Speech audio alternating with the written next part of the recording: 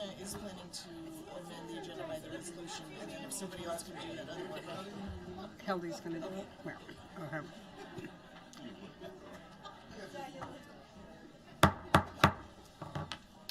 So at this time, I'm calling the school board meeting to order. It is Tuesday, March 3rd, 2020.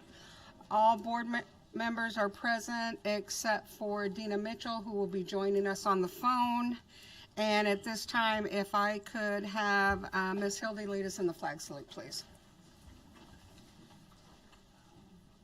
I pledge allegiance to the flag of the United States of America and to the republic for which it stands, one nation, under God, indivisible, with liberty and justice for all. Thank you, Ms. Hildy. Our student rep had to leave early. I think they're doing exams or something that's coming up, so she's excused. Something like that. Something like that, yeah. So the board is honored to acknowledge that we gather today on traditional land of the Dena'ina people, both past and present. And it's with gratitude that we honor the land itself and the people who have cared for it throughout generations. We want to welcome you to our meeting and thank you for attending and supporting the work of the Anchorage School District and this board. The mission of the Anchorage School District is educating all students for success in life. The board thanks students, parents, teachers, staff, and school business partners and the entire community for your investment in our district with your time, your talent, and your tax dollars. If you are unable to be physically present for the entire meeting, you may choose to tune in to the Anchorage School District YouTube channel to watch the live stream. Recordings of the meetings are also available through the agenda and board docs.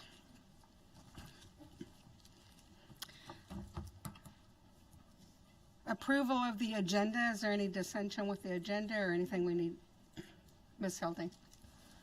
I move to add ASD Memorandum Number 088 Charter School Early Charter Renewal Request Family Partnership to non-action items. Second. Okay. Is there any other changes or? Okay. I move to add ASD Memorandum Number. Oh, I'm sorry. I think Dina was going to move the resolution. Okay. Okay. Sorry. Okay. Go ahead, Dina. No, let Member Hildy finish up. I move to add ASD Memorandum Number 109 Resolution in support of HB 181 Public Schools Mental Health Education to non-action items. Second. Okay. Is there any other changes or dissension with the agenda, Ms. Hildy? I just want to note that we said we would not add things to the agenda if we could do it 9 days. You know, our board policy is to do it 9 days in advance. So I know that it feels like there's a pressing time, but in reality, this HB 181 wasn't just offered. This could have been offered earlier. Speaking in that defense, though, I will say I've received things from legislators and representatives that, you know, they're wanting things. They're requesting for us to do these type of things, to ask for our board members to look at these, and there's a time that they have as far as it being presented. So I do know that we are being requested from Juneau to do these type of things, and that our timeline isn't always their timeline, that they're needing them earlier for whatever meeting or to show that school board's on board with this. So I don't have a problem with it, but we can certainly put it to a vote. Ms. Vacalis. Yes. I'm going to let Ms. Vacalis talk and then Dina Mitchell. I just wanted to clarify that my understanding is that these are both on non-action as first readings, and so we don't want anything within the 9 days on it as an action item, but as a non-action, it's okay to add, and I'm comfortable with that. Ms. Mitchell? I'm just having a little bit of a hard time with the sound quality. So I know that ASC Memorandum Number 109 is being discussed. Has a proposal been made to add that to the agenda? Yes, Dina, we've been added to, and we're gonna approve the agenda. It's been added to non-action.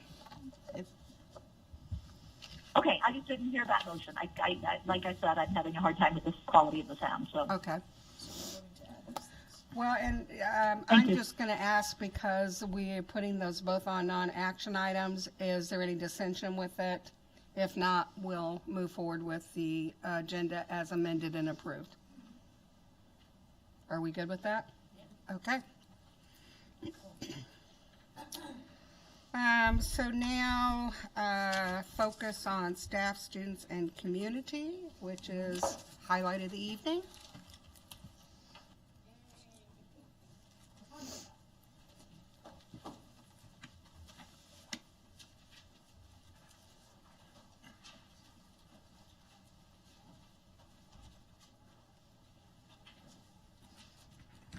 Ladies and gentlemen, thank you for coming out to the board meeting this evening to honor the students, staff, and community who make ASD great. And this evening, we are here to honor the Eagle River High School Rifle Team. Could you all please come forward, as well as I saw the principal here, Mr. Tim Helvey. Come on forward.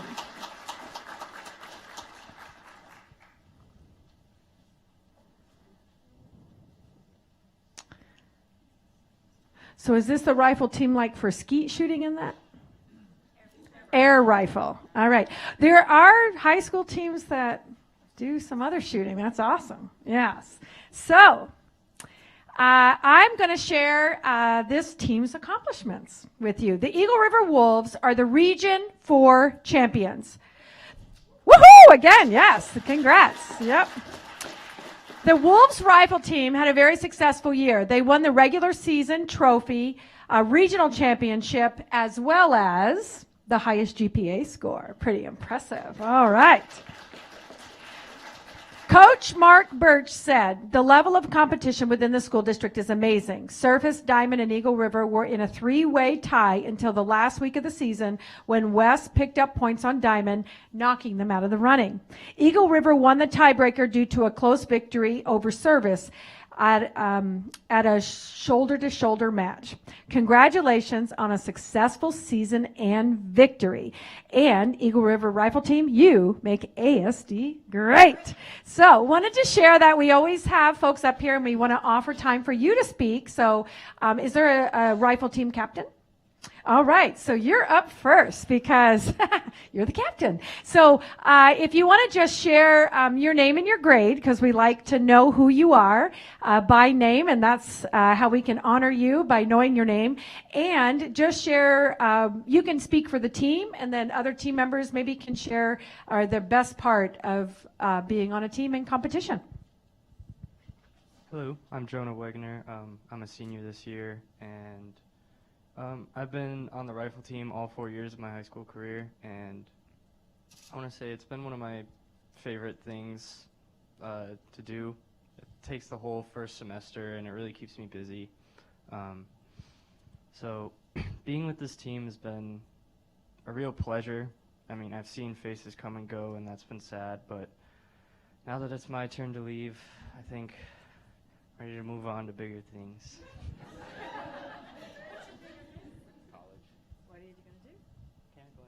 Mechanical engineering. His bigger thing is college mechanical engineering. I would say that's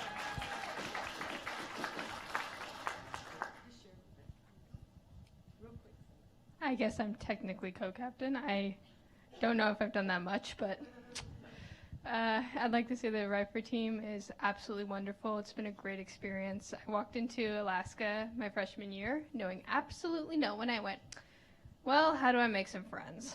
Guess this looks good as anything. It's been absolutely amazing.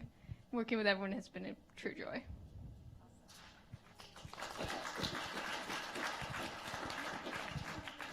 You guys can go real quick so we can just hear from you each. Hi, I'm Kelly Fauché. I'm the assistant coach for Eagle River High School Rifle Team. This was my second year, and so it was a great year to be an assistant coach. The team worked really hard. We had some steep competition, and overall, a great bunch of kids. It was a pleasure working with them, and I know they're going to move on to greater things next year with the new team. And we've got a lot of experience to help the new shooters, so a lot to look forward to. If you want to just share your name and your grade, just so we know who you are. Hello, my name is Ashton Trevelyan. I'm a freshman. It's first year in high school. Needed a sport to pass by the first semester, so I decided to go riflery. And I somehow got the regionals. And here I am. Thank you. Hi, I'm Kayla Rifle. This is my third year on the Eagle River High School rifle team, and I just have to say this has been one of the most unique and beneficial experiences of my life, because this is one of the only places I've ever truly got to learn from my peers. My peers taught me how to shoot, and now I'm teaching them how to shoot, and it's just been incredible. Rifle. Yeah. That's partially why I joined. Yep. My name is Lindsay Fauché, and Coach Fauché is my mom. My brother shot for the Eagle River Rifle team all 4 years of his high school career, and this is my third year shooting, and I'm a senior this year, so I'll have to leave. But I was really proud to teach a lot of these shooters how to shoot and all the fundamentals of shooting, and I'm glad to have such a great coach throughout the 2 years that I have been on the team with him, and I think he's taught me a lot and the things that I can carry with me throughout my life. Hi, I'm Sierra Wansa, and I'm a senior, and this is my second year as a shooter, and I've just really loved every minute of it. It really helps me grow as a person, and it's just such a welcoming environment, and I just love making new friends. So. I'm Abigail Foger. This is my second year shooting, and I loved it so much I'm replacing the rest of the team with my family. And yeah, I liked hanging out with them while they were here. So. My name is Riley Price, and I'm a senior. I've only been in the rifle team for 2 years, so I'm not as wise as maybe some of the other shooters, but like the team camaraderie is so great. After we shoot at competitions every Friday, we all go to Taco Bell and we just make chaos, and it's so much fun. And I'm really sad that I'm graduating, but I know that it's going to continue being fun for everyone else. Yeah. I'm Kane Shade. I'm a sophomore, and I've been on the rifle team for 2 years. I joined the team because I just recently moved to Alaska right before my freshman year, and I needed something to do, and I needed to make friends, and that was probably one of the greatest decisions I made while I was here. I'm so sorry, guys, I have to leave you guys this summer.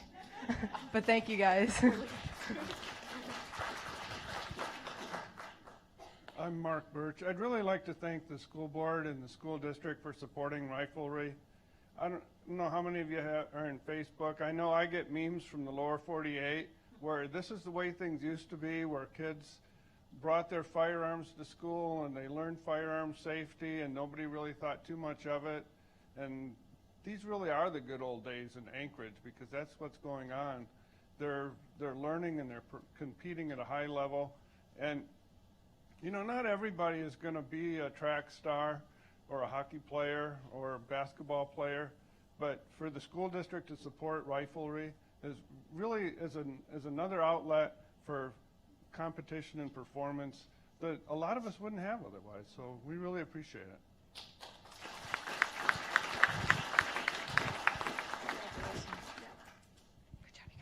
All right, and Mr. Helvey, would you like to say anything? Yeah, I'm really proud of this group. Mark, you've done a great job this year with all of them. It's a sport that's hard to follow, because if you've ever gone to a match, you walk in, it's just quiet as can be. And you sneeze, you get kicked out. You know, it's just real quiet in there. And you look off to your right, and there's a bunch of kids sleeping over there trying to get their heart rate down. And you can't see the targets because they're so far away. So it's kind of like you want to yell and cheer on your team, but that's discouraged, so you're quiet. But there's usually food. So, yeah, it's good to be there. But congratulations and nice job. Thank you. And with that, Madam President, should we give them a Eagle River High School riflery team? Thank you, because you make ASD. Great. All right, we're going to take a photo right over here with you all. Nice job.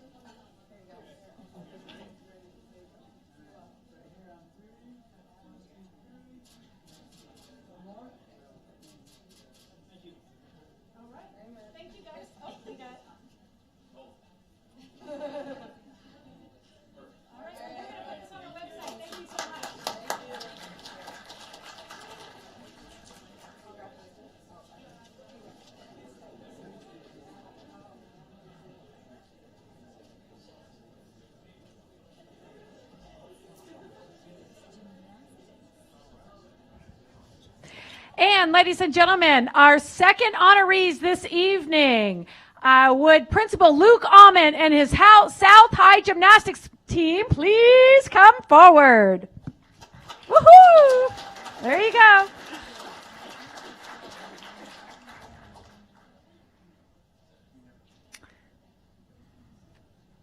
These are the South High Lady Wolverines. All right. Ladies and gentlemen, in front of you are the South High Lady Wolverines, and they are the Region 4 Gymnastics Champions. Woohoo! Yes. And ladies, we have time and time again honored South this year. South's been hitting it on lots of things. So South won the Judge's Choice for the Team Sportsmanship Award and Coach of the Year. The girls also won second place for the GPA Award. The top 3 all-around gymnasts were from South this year as well in the entire competition. You can raise your hand. Briley Alch. She's not here. Oh, they're not here. Ellie Decker and Ida Williams. But the South team included athletes that had never participated in gymnastics before, to girls who compete year-round. So it was quite a mixed team. The team was led this year by captains Caitlin Davis and Paige Tatalius. And no matter what skill level or experience in the sport, the girls came together to cheer and appreciate each other. Congratulations on your Region 4 victory. You make ASD great. So ladies, real quick, I know we don't have too much time, but we love to know who you are, your name, your grade, and maybe just a word that of inspiration for us or something that meant something to you. How's that? You can go. So I'm Haley. I've been coaching South High Gymnastics for the past 4 years, and this is Selena. She joined our team. She coached before I came, and she came back, but we competed together, so it was great to work together and work with these girls. And like she mentioned, we try and include everybody on our team, whether they've never done gymnastics at all in their life to doing it every day, trying to create a nice team, so I'll pass it on to our team captain. Hi, I'm Paige Tatalius. I'm a junior. This is my 3rd year on the team, and I did gymnastics for several years before high school, so it was nice to get back in it. Hi, I'm Ariana Wyansky. I'm a junior. This is my 3rd year on the team. I don't know. Obviously, half of our team isn't here, but it'd be like that. Yeah, honestly, the best part was just probably winning and competing with everyone and getting back our title of winning gymnastics. So yeah. I'm Delaney Gross, and this is my 2nd year in high school gymnastics, but it was my 1st year at South, and I really like how even though I was new to the team, they made sure that I felt welcome and a part of the team. I'm Alexis Enriquez. I'm a sophomore, and it's also my 2nd year on high school gymnastics, with my 1st year for South also. And everyone was really welcoming, and I had a lot of fun competing and practicing with everyone. I just want to briefly thank the board and the superintendent for inviting us tonight. We're routine at this point, I think. So I also want to highlight those folks who make all of this possible in the background. There's an awful lot of people who are scheduling transportation, making sure that meets are scheduled, and just generally supporting the team. And while we'll have some challenges moving forward, we'll consistently compete. I also want to draw some attention to the Sportsmanship Award. It's important for us to be competitive, but also for us to be humble when we win. And we've been trying to highlight that, even though we've been winning an awful lot. We're good bad guys in that regard, but we want to be humble when we win and be good sports. So that's also very important to us, and this team did that really well.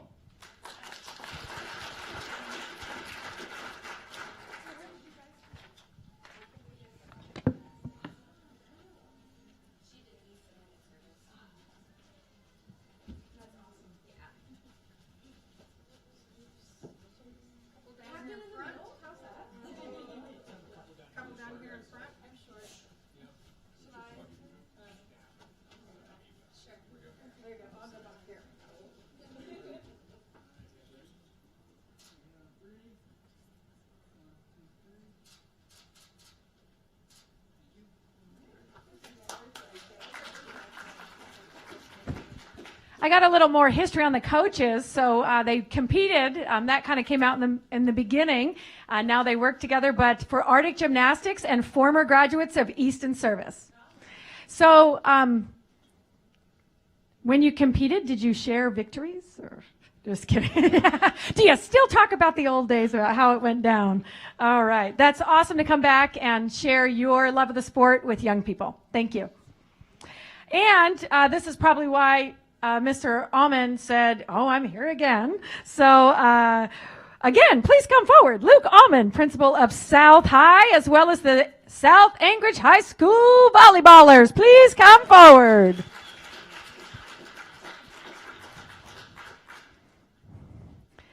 All right, and this volleyball is truly a coveted award by South. All right, the South High Lady Wolverines are the 2019 4A Volleyball State Champions. Woo! Yay. All right. South also won the state championship academic award with an average GPA of 3.72. This was the first state championship for every single athlete, manager, and coach on this team. Awesome. South went undefeated in the tournament, losing only 2 total sets, both to Bartlett, and finished first in the Cook Inlet Conference with a record of 12-2. 9 South athletes were recognized on the all-tournament team during the season. Coach Amy Mestis said, "This team is one of the most bonded sports team I have ever had the privilege of working with. They knew how to compete against each other, but still love and respect one another." Awesome. I had to read that again. They do compete against each other as well as the team they beat. So there are many moments of struggle which resulted in an even stronger bond within our team. In the end, these girls created a moment that they will never forget. Congratulations, ladies. All right. Woohoo. And I don't know if anybody follows Anchorage volleyball, but it is tight. And this year, Bartlett and, of course, Diamond and South are always in tight competition through the year. And it's I enjoyed watching that and seeing that win. So congratulations. It was a great season for you. And ladies, and, of course, Dr. Allman, you make ASD. Everybody with me? Great. All right. Would you like to say something? Are you the captain? The captain. All right. And if you are moving on to continue playing volleyball, let us know where you're going next year, okay? I'm Lauren McCabe. I'm a senior at South, and this is my 4th year with the South Volleyball program. It's been fun to grow with all these girls throughout the years and end up this year really bonded and connected. And I would say the best part is that we're all driven towards our goals together, which is what got us here. And I do not know what I am doing after high school yet. I'm Sarah Robinson. I'm a senior at South, and it was a fun season. My name is McKenna. I am a senior at South. I am not playing college volleyball, but I'm attending UAA, and I'm really going to miss playing. My name is Jenna Hayes. I'm the other co-captain with Lauren. This is, again, my 4th year at playing with South, and some of these girls we've been playing together since 5th grade, so it was really fun to come together for one last season and really bring it home. I will not be playing college volleyball next year, but I would like to do, club and intramural, because I've had just such a great experience with my teammates and coaches and just all around volleyball in general. So, My name is Emma McMillan, and I'm a junior at South. And this is probably the most bonded team I've ever been on, and I can't wait for next year. My name is Kinsey Schilke, and I'm a junior, and I've been a part of the program for 3 years, and I just love this team so much. And I'm Amy Mestis. I'm their coach. I've been at South for 4 years, so it was pretty special to be with them for 4 years and then take the state championship with this group of seniors. I'm just really proud of them. We knew we had the potential from day one, but we knew we had to work hard in order for it to work out. So they did it, and I was just really proud of them. So. And I would just add, too, that, and this hasn't been mentioned, but the team was a big part of building school spirit early on. And being my first year at South, we had a student staff volleyball game. Many of the volleyball players competed. It just so happened to be that day where we had an 80-mile-per-hour windstorm on the mid-hillside, and so all the lights went out while we were getting smoked. And so when the balls were coming like really hot and fast over the net, and then we couldn't see them very well either, it was not a competitive advantage for us. And despite having a 6'4" biology teacher who could slam the ball, we still got beat badly. But it was a good time and a good way to kind of go into Thanksgiving break. So thanks for that. It was a good way to kind of set the tone and also just have some kind of fun time before getting into the real heated competition later in the season.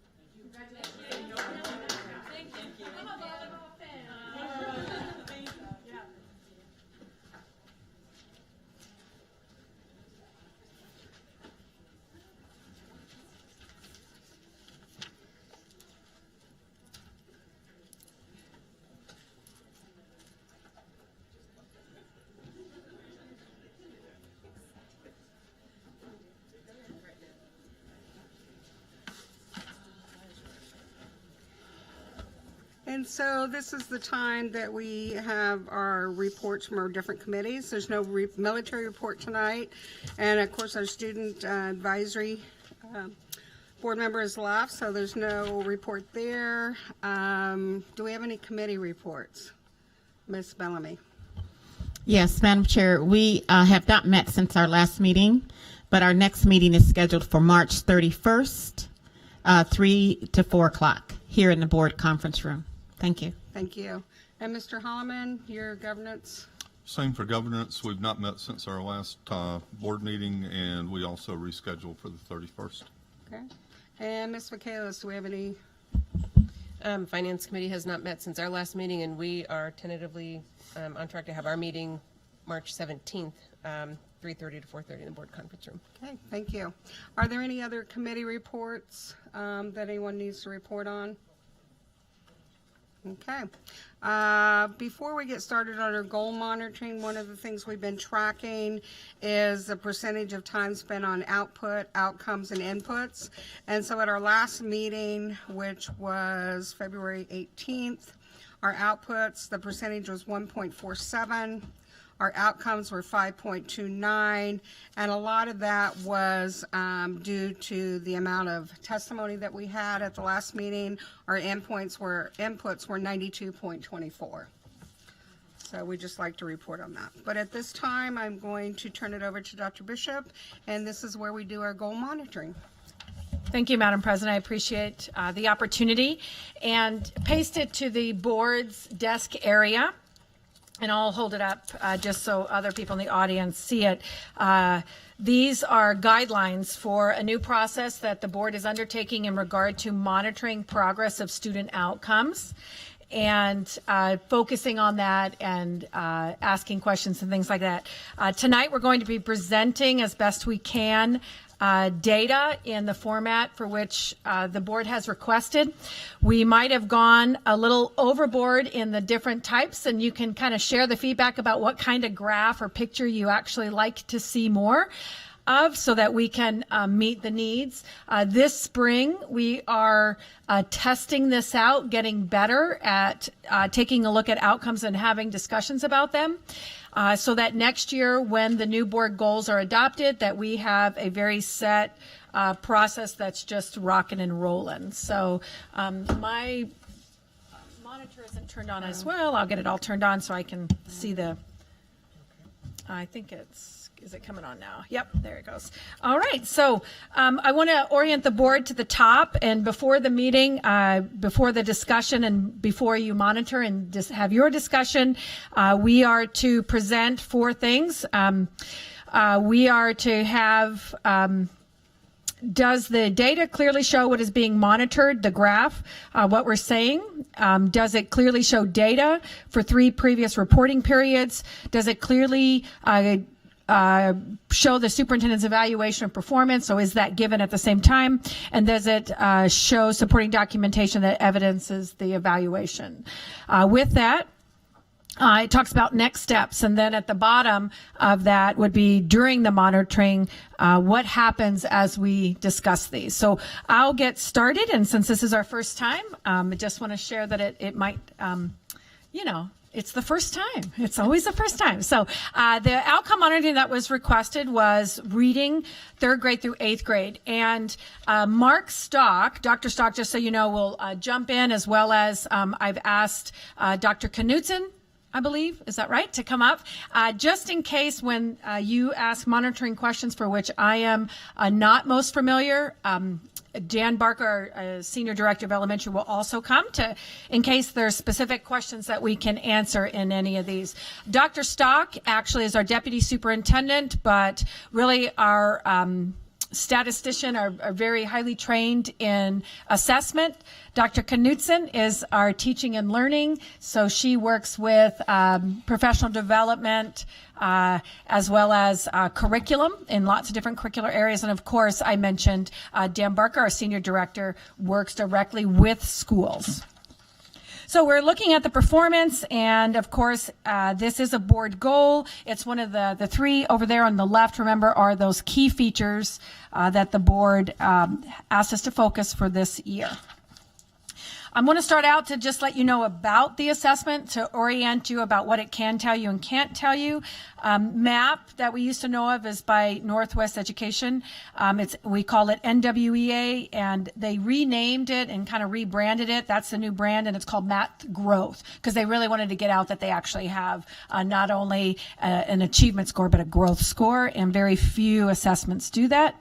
It basically dynamically adjusts to each student's response. So it will adjust the assessment to the student's level, and so it's computerized. It's basically what you would consider a smart test, adjusting and personalizing the assessment experience. And it's timely, as teachers can, and students and parents, they can learn right away. It actually gives you output immediately when a child's finished taking the assessment. There isn't a waiting period. And basically, the NWEA norms are created around confidential, anonymous 10.2 million data sets of students. So it is one of the largest normative assessment groups.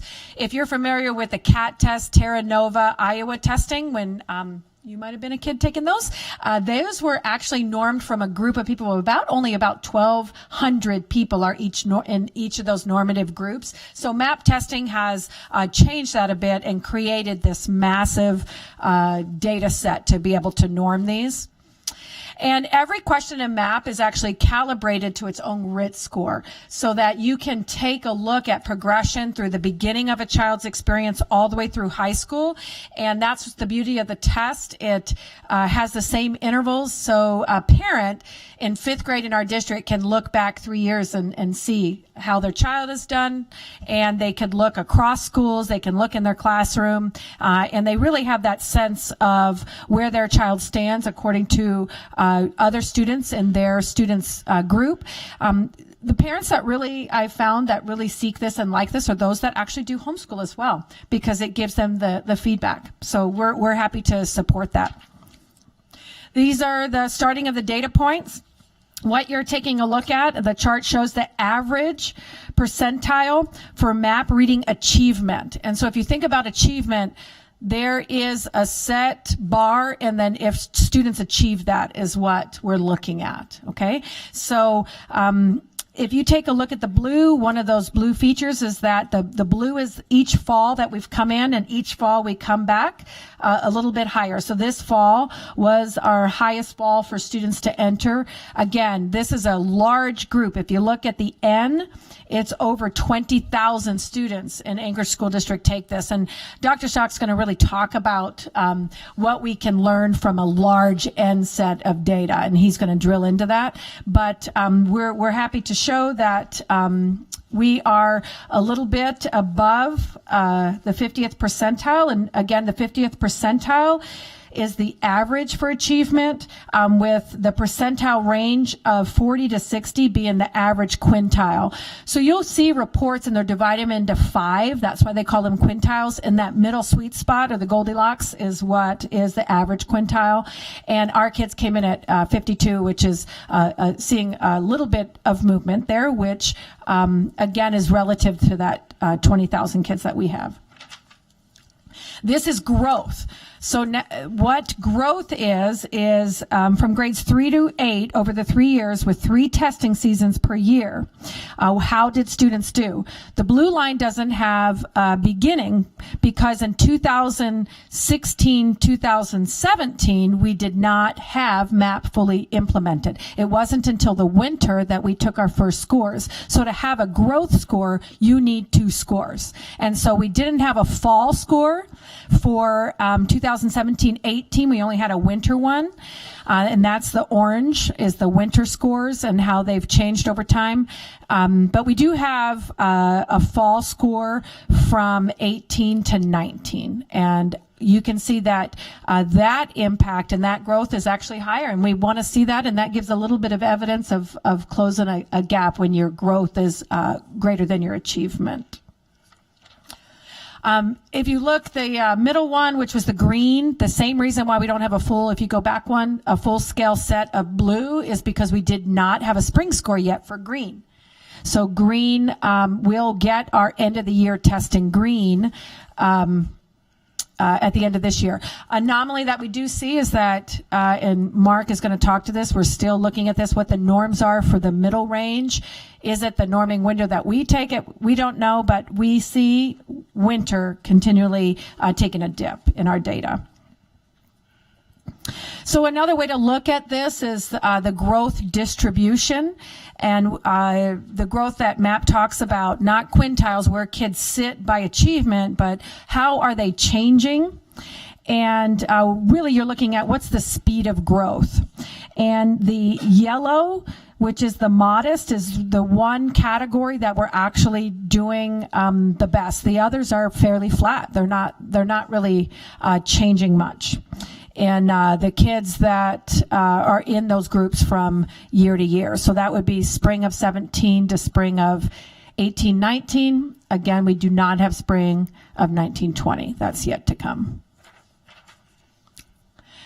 This is, if you're interested in taking apart grade 3 through 8, these are the number of kids in each grade. We do know that in the winter at middle school, we don't always test all kids. It's a predictor score to see, are you on track? A lot of times if we're on track, we don't take the time to assess kids. One of the things here is that if you do take a look at the winter dip, we are predicting our dip was not as significant as the dip last year in 18-19, so 19-20. We do see a movement in the right direction, although really the grade levels have been somewhat flat over time. Dr. Bishop, Mm-hmm. not to interrupt you, but since we're going through these slides, if board members have questions while we're on the slides, would that be okay to ask?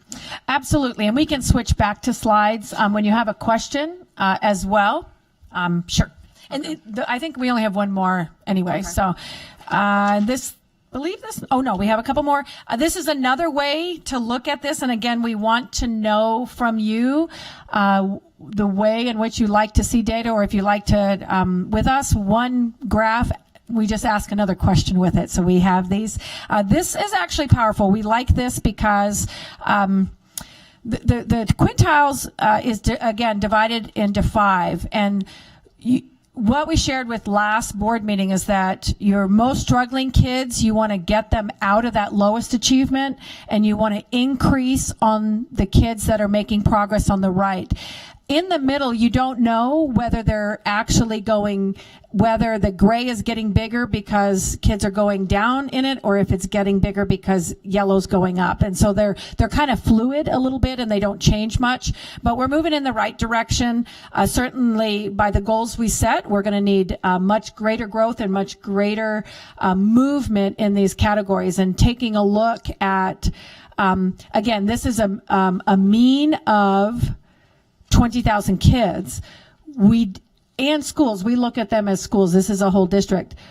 We can look down and drill into a school that is showing significant difference and a school that is showing a lack of a difference. And that's where we need to learn what's going on in those schools, and that's those next steps. Next is this is for different grade levels, the reading average growth percentile. So we had the overall growth in the district where you saw from that 50 moving up to 53. But when you break it down to grade levels, where is the majority of that growth happening? And it's actually happening where we're putting that focus. And so if you take a look at third grade, when we looked at it district-wide of all the kids, the 20,000, we wanted to say, well, which grade level is that growth happening in? And it's actually the third grade level is what we found out. Again, we don't have spring, that's fall to spring for 2 years. We will have the next, each of these will have one more data set with a trend line to add when we have a spring score for 1920. And next steps, we talked about this last time. I'll just briefly go through them. We are working with our teachers and the ELA curriculum review team for establishing. We have the draft of the literacy vision statement. The essential teachings are the non-negotiables, as well as what is flexible and the negotiables for each of what's happening in our classrooms. We used to have somewhat of saying priority and what isn't priority. We used the term priority before to say this is a priority because it's a standard that kids need to use.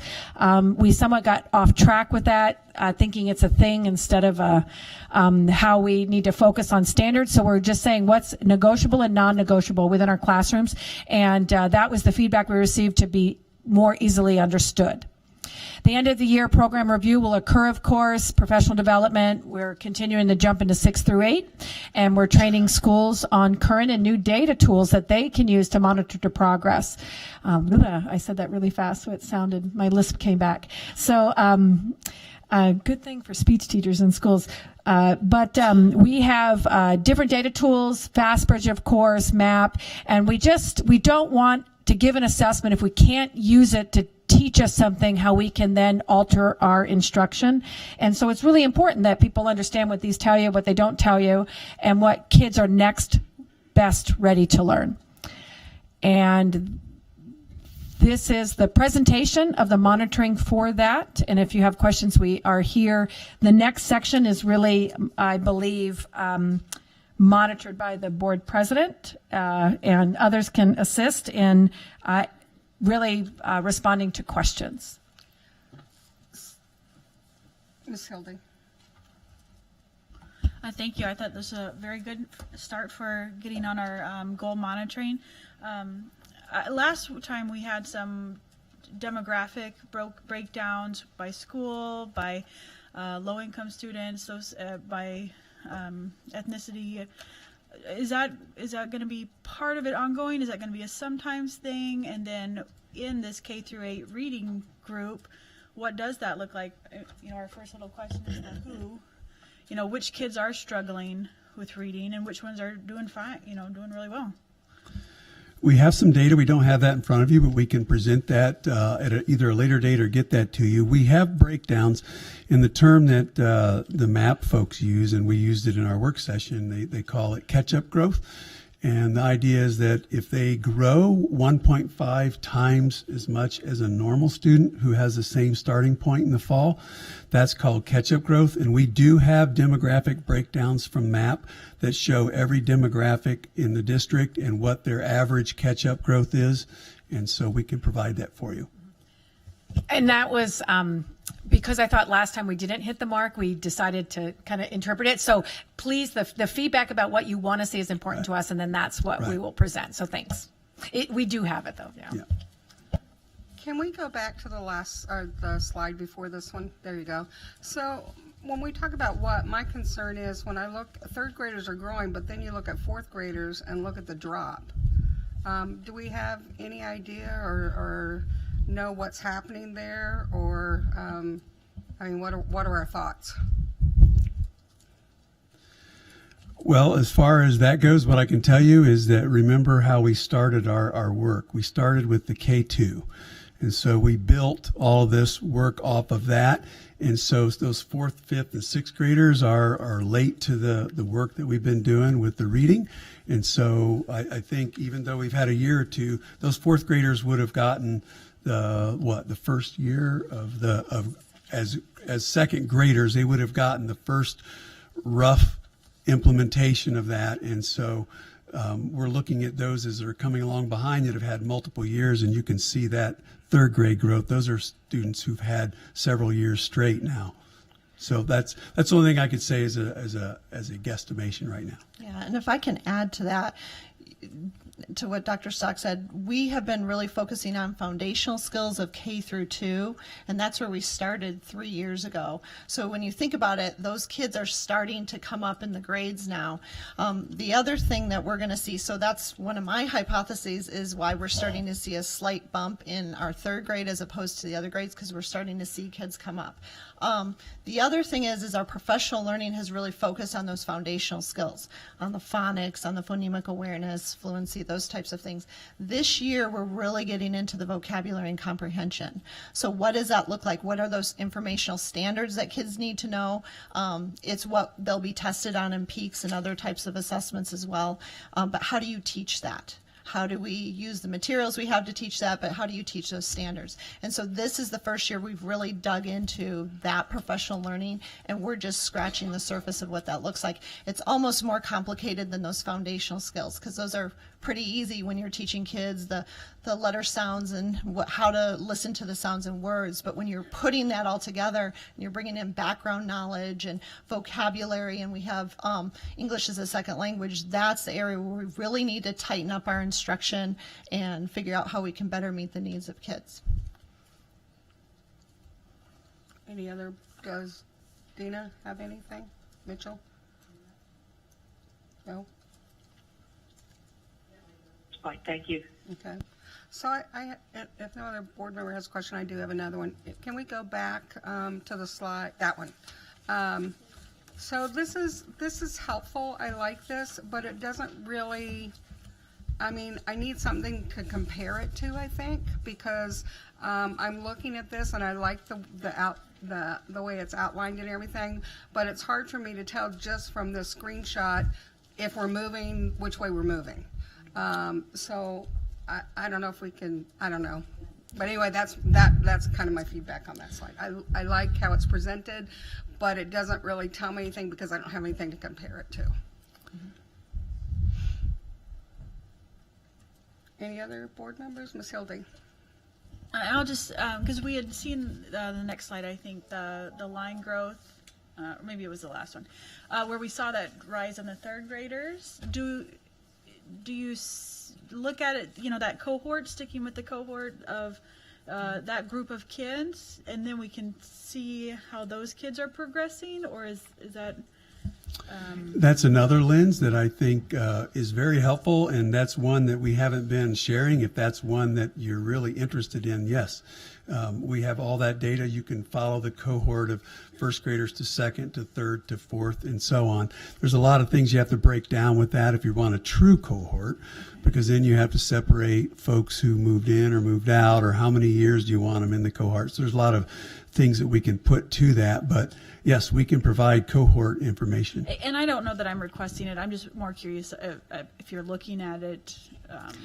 Yeah, and Madam President, to Member Hildy, I do want to share too that once, so last week when we, or last board meeting we presented, we did just have the folks that are really showed a significant growth, and it was asked of me afterwards, where are the schools that didn't make it? I would like to know those as well, because we need to, when we talk about one end, we have to talk about all ends and all kids, and that was fair enough. And I want to share that we are, in starting this Friday with principals, even though the data that you have and that we have in the district are all public, because they're displayed unidentifiable by student on our data dashboard, they're really not pooled to look at comparatively all together.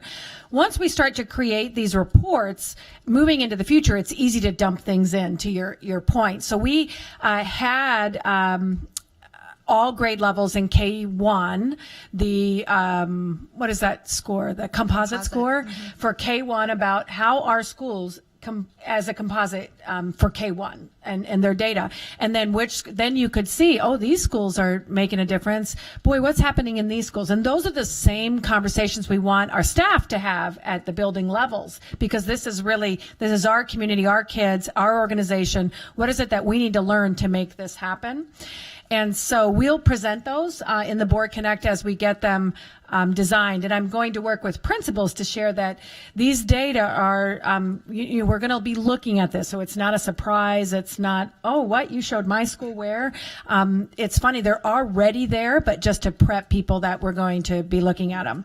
But we will continue to, once we get good reports that you like to see, that makes sense about how you see growth or seeing in your mind's eye what it means, we can then create those structures that as we move into next year, when we do monitoring of our goals, it'll be a given that the board can receive those. Ms. Bellamy. Thank you, Madam Chair. I have I don't know if it's a thought or a question. Let's just see how it comes out. I get a lot of questions about so when I look at third grade, this is all third grade, regardless of where they are, correct? So I get a lot of questions about title schools, about class size, about resources, and its impact on students not being able to specifically read. And I guess my question is, is there any way for us to look at reading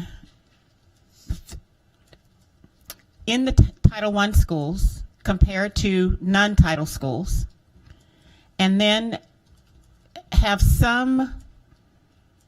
I just need to figure out how to respond to that question, because what the impact of the question is that our title schools are somehow have larger class sizes. So it's not like we're comparing apples to apples, but our class sizes are larger. They have less resources. I know that that's not true. That's not true. So what kind of data can we bring forward that shows that some of these negative, or not even negative, some of these concerns are not? I mean, I think I just think we have more challenges in our title schools than people want to really realize. I think kids come in at very different levels of readiness. I think that, but the data doesn't, so this data doesn't show me how our Title I schools are doing, and what are those unique challenges that we have to account for, or should we be accounting for other things? Madam President and Member Bellamy, so the best way to answer that question is regarding the way different demographics do have a place. But this is why we use different lenses, because there's no one data look that's really going to tell you everything you need to know. During the work session, we were talking about status and then growth. And one of the great equalizers is that you can't improve your status if you don't grow. So so every Title I school has an opportunity to grow. No matter where students enter their school, we know where they start at and we know where they finish the spring at. And we can measure the amount of value that they've gained during that year. And so we can do that based on where their starting point was. So if I'm a school that doesn't have the same headwinds that I push against, that I'm battling with, I can still count growth from where those students start. So if I'm a student who enters first grade and I'm reading very well when I get to school, I will measure growth compared to other students who entered school reading, and I will see how you grow compared to students like you. So growth is one of those things that's very important. It's probably more important than any other measure we have, because we can't control the things that schools face for headwinds, but we can control how we add value to their lives. And so the growth features are probably the most premier method of doing that, and we can actually measure growth on multiple measures, but the MAP is the best for that. We also know from breaking it down how things like chronic absenteeism, we know, we've done the calculations, we know how that affects a school's overall achievement. And so by simply calculating the number of students who are chronically absent, we can make some predictions about how students will perform. And so what I'm trying to say there is, yes, there are things we can do. We began 2 years ago, we took a look at how schools would be predicted to do as opposed to how they were actually performing. And so MAP now does that with a feature they call status and growth, and they have a 4-part matrix. And if that's something the board would like us to prepare as a look that you'd like to see, we can begin to share that information. What it does is it shows schools that are high achievement, high growth, high achievement, low growth, and so on. And you can see the quadrants. And of course, what we're looking for is high achievement, high growth, right? But we'll have to start sometimes with low achievement, high growth, because that's schools that are in those places where they have a lot of headwinds to battle. Yeah, and that's exactly what I thought. I just wanted to hear it publicly, because I think part of what our challenge is as a board is how do we educate the community about growth and status and about headwinds and crosswinds, because those are challenges that each school have them, and we just got to figure out how to communicate that to the community. And I think they will understand it. So yes, it's in the data, but it's also in the explaining the terms that we use as we apply it to the data.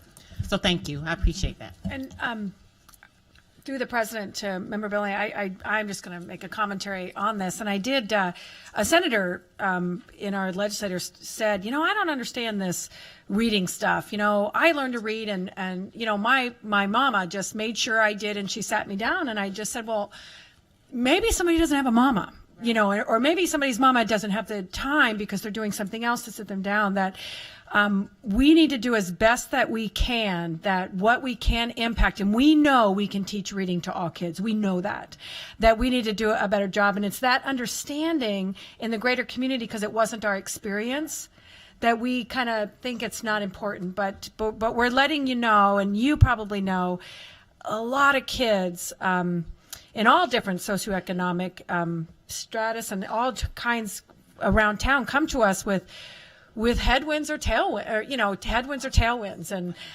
but it is true, because even at our government level, that idea about why doesn't someone's mom just do this? Yeah.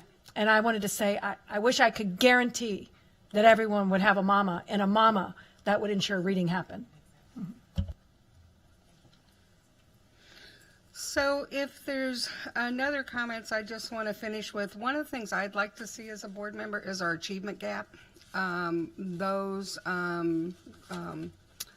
areas in our achievement gap where, we have an achievement gap. And so I'd like to know kind of where we're at with that. Are we seeing any growth?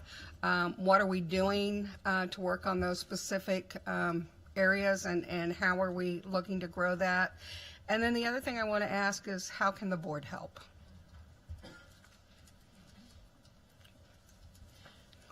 I'll share the gap, but the student groups are exactly what we heard, that you will see that gap when your student groups are reported as to that comparison that you talked about earlier. So we'll be sure. And folks, you want to just, in our team, what were some of those ideas if you had about assistance in supporting this? I would just like to share that, having been to the retreat and listened to the information that was presented, I know that these discussions aren't the only things that boards have to do. And I think we had that discussion at the work session. We all recognize that. But I think at least letting us know that this is something of deep interest to you, and you're expecting us to keep track and to look at all the other things that schools can do that are even more and additionally important than test scores. We do monitor these because these are what our state expects in terms of achievement. So, but these are only one pieces of those tools. But we have an obligation to track and to monitor how we're doing. And so I don't think there's anything wrong with us doing that. And I think as a board, having these discussions with us on a monthly basis are very helpful to us. And I think next year, if we were to help put together a calendar of events with all of these things, with the kind of views and measurements that you appreciate and want to know the most, we'll build that out. And then I think you have a right to expect us to monitor that and share with you. But we must recognize that there's also a lot of other really important things that schools do, but this is one of them. And we do have an obligation to keep track. And so just having these discussions with you help us stay on track. And if I could just add to that, I think this is providing a nice process for us to have this discussion on a regular basis. So as we go into next year and we're looking at the budget and prioritizing what we're doing, it allows us to have that focus to say, if we're not making progress, what are the reasons why, and how can we focus the resources we do have to achieve these outcomes for kids. And so I think it will help us a little bit more as we go into next year. Well, thank you, everyone that worked on this and put it together. I know it was a lot of work.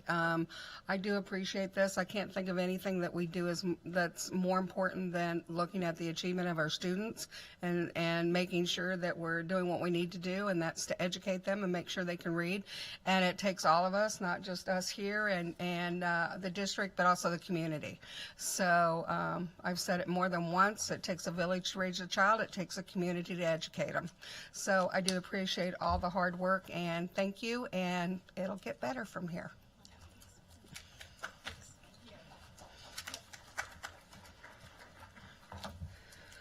Okay, so the next thing we have is public testimony, and I'm just going to read a statement here. The board welcomes public comment on non-agenda and non-action items. We value public comment as it ensures that we remain aware of public thoughts, ideas, and concerns, and informs our decision-making process.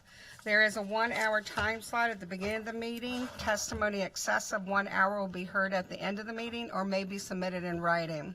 We have a table front and center with microphones available for testimony when I call your name. You will have 3 minutes to testify, and you may begin speaking when the timer appears on the screen in front of you and begins the countdown. When you have 30 seconds left, the number will turn yellow. When the timer reaches 0, please finish your sentence. In order to provide equity to all that would like to speak, the board asks that there be no clapping after testimony, as it may intimidate others wishing to testify with opposing opinions. Additionally, it's not our practice that board members answer questions or engage in discussion with members of the public. This is your time to speak and our time to listen. The board will consider all information shared by the public, and when deemed necessary, issues raised in testimony will be referred to the administration for follow-up. So, Natasha Gamash? What? Gamash, sorry. Okay. And I'll wait because it looks like we have Jennifer Glenn and Gretchen Glenn. If you guys want to come up to the front here, we'll have you, I'm sure you want to sit together, so.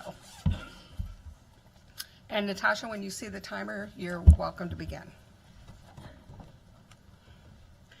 Hello, my name is Natasha Gamache, and I'm here on behalf of my 7-year-old, Logan Lockard.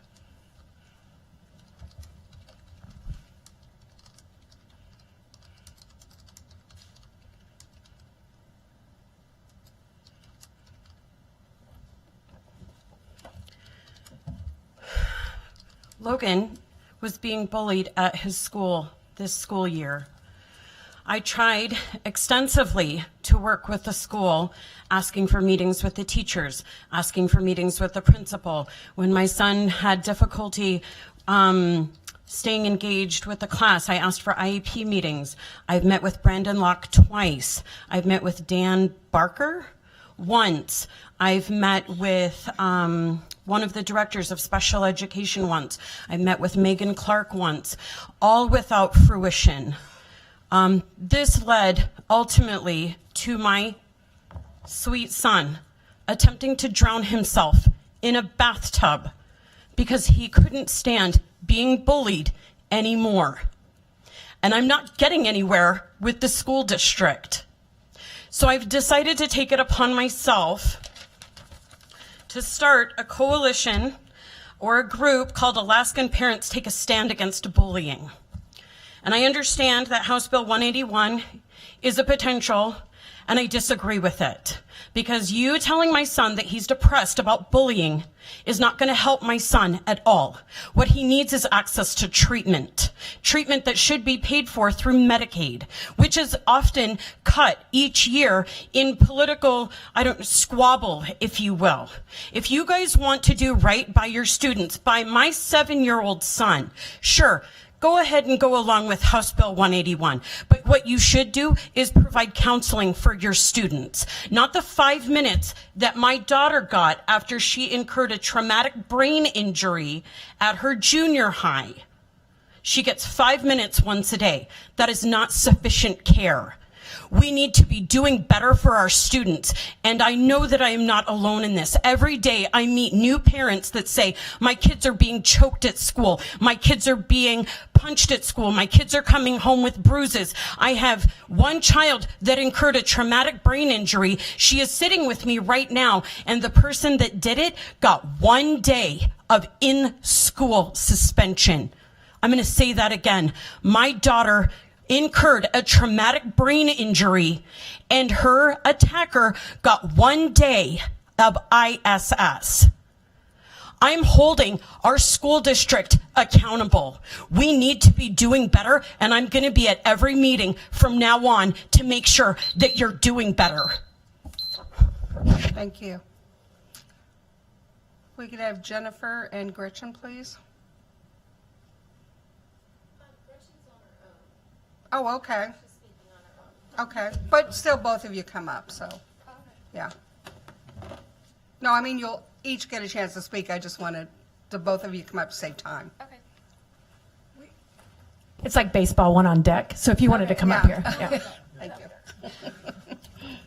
And when you see the clock, you can begin. Did it start? Now. Oh, okay. There you go.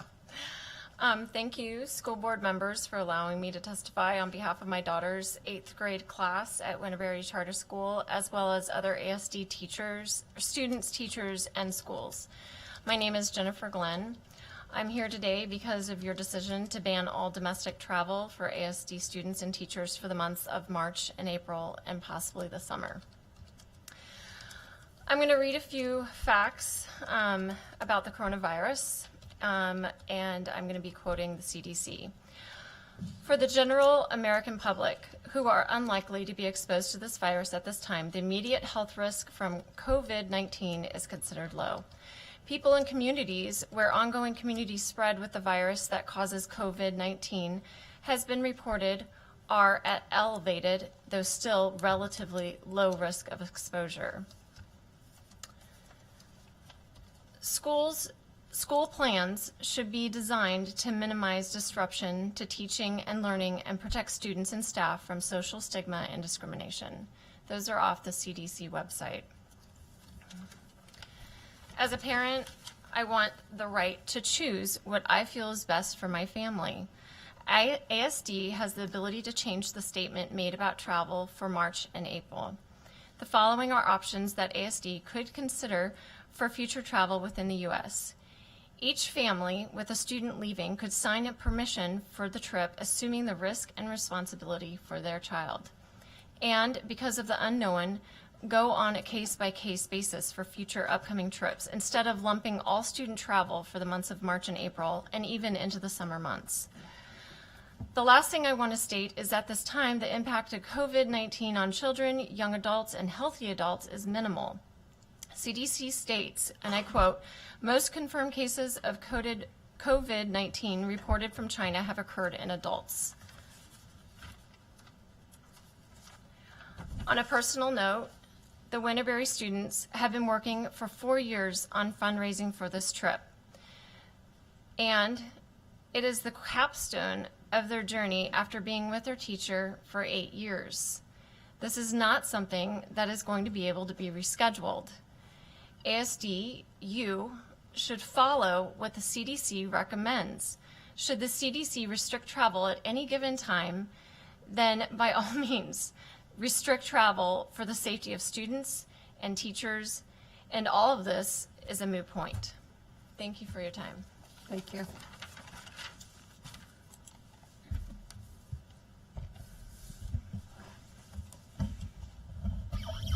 Hi, my name is Gretchen Glenn, and I'm one of the Winterberry 8th grade students. Me and my class have been fundraising for our 8th grade trip to Colorado and the Four Corners for about 4 years now, and I feel that it is not ASD's responsibility to cancel our trip. The coronavirus is only affecting elderly people, and from what I have heard, Colorado has no record of any coronavirus outbreak.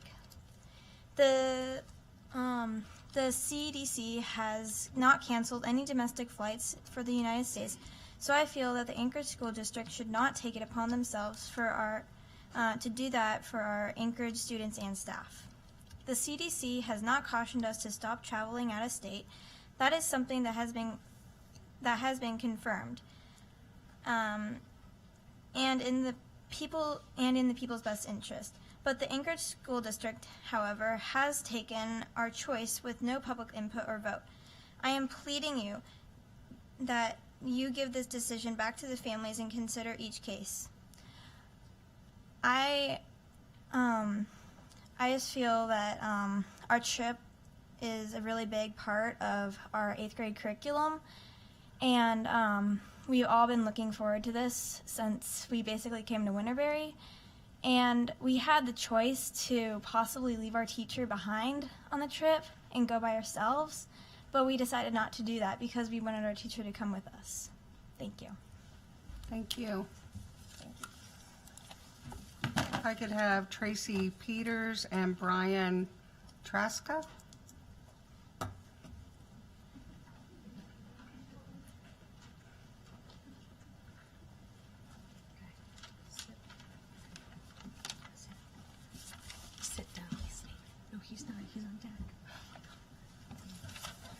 And Tracy, you're going to go first? Well, yes. Okay. Where do I look?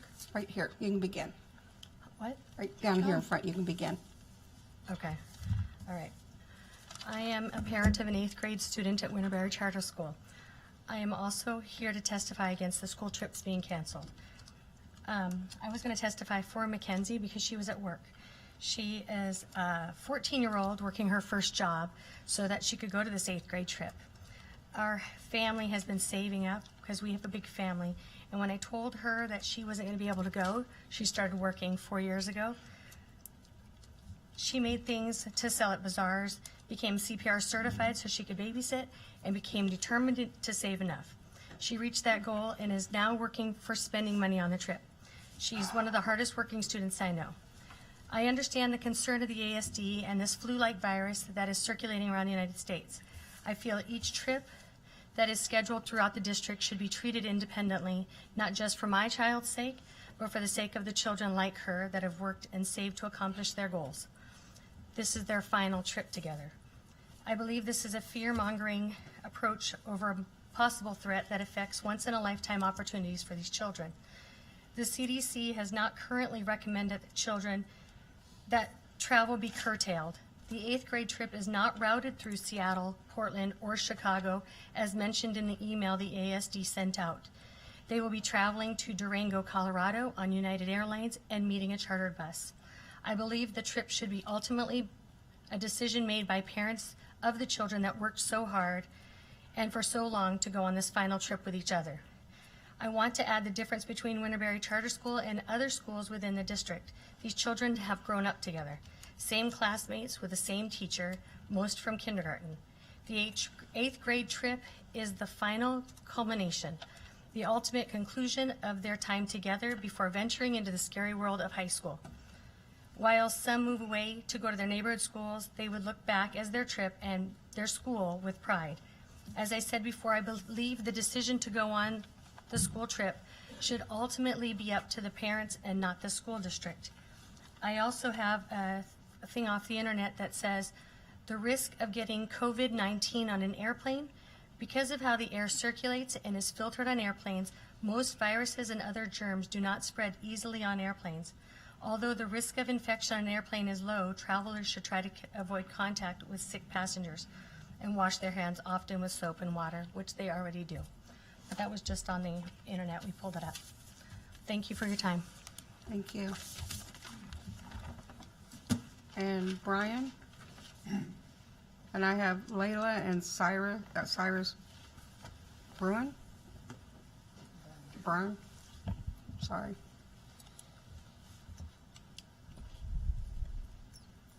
Hi, good evening. Thank you for having me.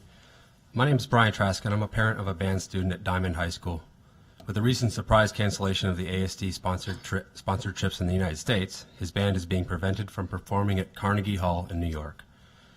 While as parents we understand the risks involved in travel, at any given point you can catch a flu, bacteria, injuries, or even the coronavirus, but we value the life-changing experiences that our children should be supported and to enjoy. Attendance at the New York Wind Band Festival at Carnegie Hall is one such experience. This trip includes working with world-renowned composers and conductors in one of the most prestigious music venues of the world. Admission into the festival is limited to only 6 high school groups and 2 showcase university wind ensembles. The students will have an irreplaceable experience with other schools around the country that cannot be replicated.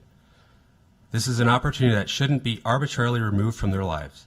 Some of the students have been waiting years to have this opportunity, and a decision to cancel this should not have been made without the children or their families being consulted. Most will not have another opportunity like this again in their lives. As supporters of education, you should be well attuned to how experiences shape children's lives.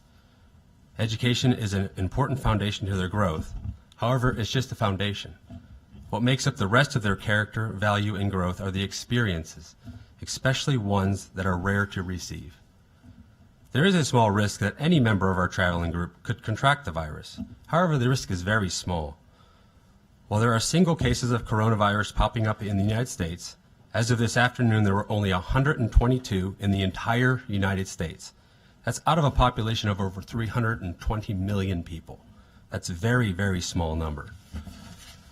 Further, there have been no canceled flights within the United States or any airport closures, so travel will not be an issue. Simply put, we are setting a scary precedence to avoid something that we cannot control. As a parent of a very disappointed young man, I plead with you to reconsider the ASD decision to cancel all domestic travel within the United States. Because honestly, are we really saying it's not safe to travel in our own country? Perhaps there are certain trips or locations that can carry specific risks, but currently New York is not one of them. We have been very careful about the messages we are sending our future young leaders. We should not hold fear as our top decision factor, as once we start removing experiences from our lives, we hinder growth. Our children need our support, and we want to support our children in providing them the best lives we can. These students gave up their spring break to keep music and art in their lives, better themselves, and bring notoriety to their school. We are all proud of them, and we should stand up to support our children and their musical pursuits. The decision to prevent this experience is more detrimental to the students' emotional health and overall academic well-being than any virus could. It's a negative financial impact of the families, as refunds are likely nearly impossible to receive. Thank you. All right. Thank you for your time. Thank you. Layla, is it Layla? Yeah. Is there Cyrus? She wasn't able to Oh, come. okay. No. And you can begin. Thank you, first of all, for allowing us this chance to be heard. We appreciate it. We appreciate the sacrifice and the effort that you guys put into advocating on behalf of our kids. I am here as a parent of a Winterberry 8th grader and a Winterberry 3rd grader. My daughter has been at Winterberry since kindergarten, so this is her 9th year at the school, and this is her last. She's been watching the 8th grade classes go on these trips since she was, for 9 years. This is, like several of the other parents mentioned, this is a capstone part of their experience in a Waldorf school, carrying through the same teacher all the way through the 8 grades, being with the same group of students. On each of the trips that they go on, parents typically chaperone. There's those of us who, don't let them out of our sight or whatever. But the goal of this trip is a step toward independence. It's the capstone of their experience, like has been mentioned several times. And parents are not allowed to go along as chaperones because the point of the thing is this is their last experience together, and it's a step towards independence for them. So this is a really big deal for our school and for our students, and we've been fundraising for this for over 4 years. So rather than one group of kids that's fundraising for a particular year, and then they're going on that trip in that year, and then the next year they move on maybe to a different class or a different school. For our kids, this has been something that they've been working on, and I'll tell you, parents have been working on for 4 years, plus more than that. So it feels at this point like it's a premature decision, since there's no blanket recommendations from health organizations like the WHO or the CDC to restrict domestic travel. It can stop the spread, or it can slow the spread, and I understand the point on that side, but as far as risk of infection to our kids or danger to our students or staff, I just don't see the risk assessment decision on that side. So it's a tough pill to swallow. In addition to that, we have been reading a lot about how it's not the effects on youth under 21, under 18, peds, all the pediatric patients is just not a huge concern. So I request that you guys please revisit that decision and make that decision in line with the CDC recommendations. Thank you. Thank you. I could have Janelle Walton and Aaron, is it Beavis? Bevis, sorry.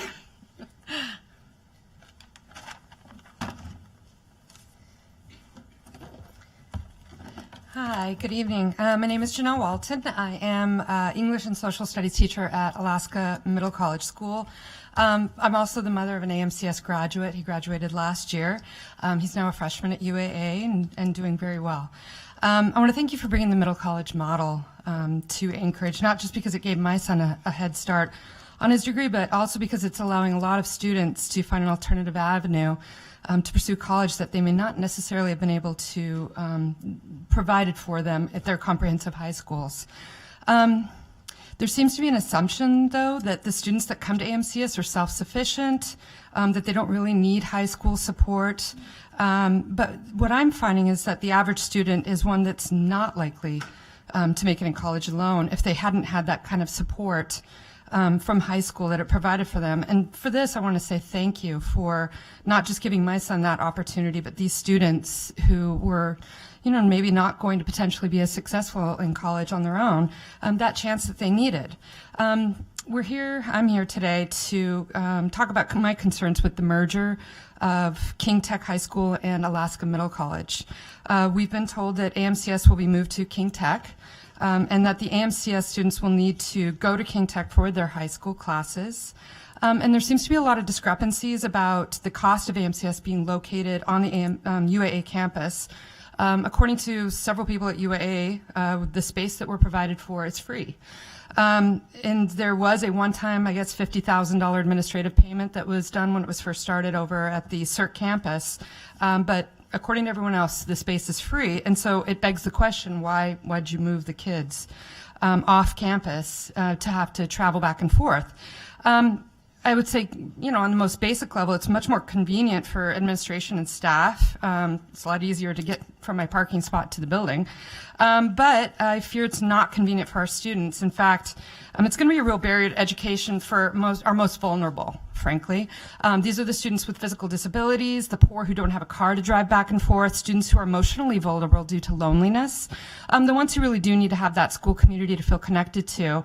And the AMCS students are told that they cannot belong to UAA clubs, and also they can't really get back to their high schools for those clubs. So we're just moving their base of support off campus, further isolating those ones who really crave that connectedness and need it.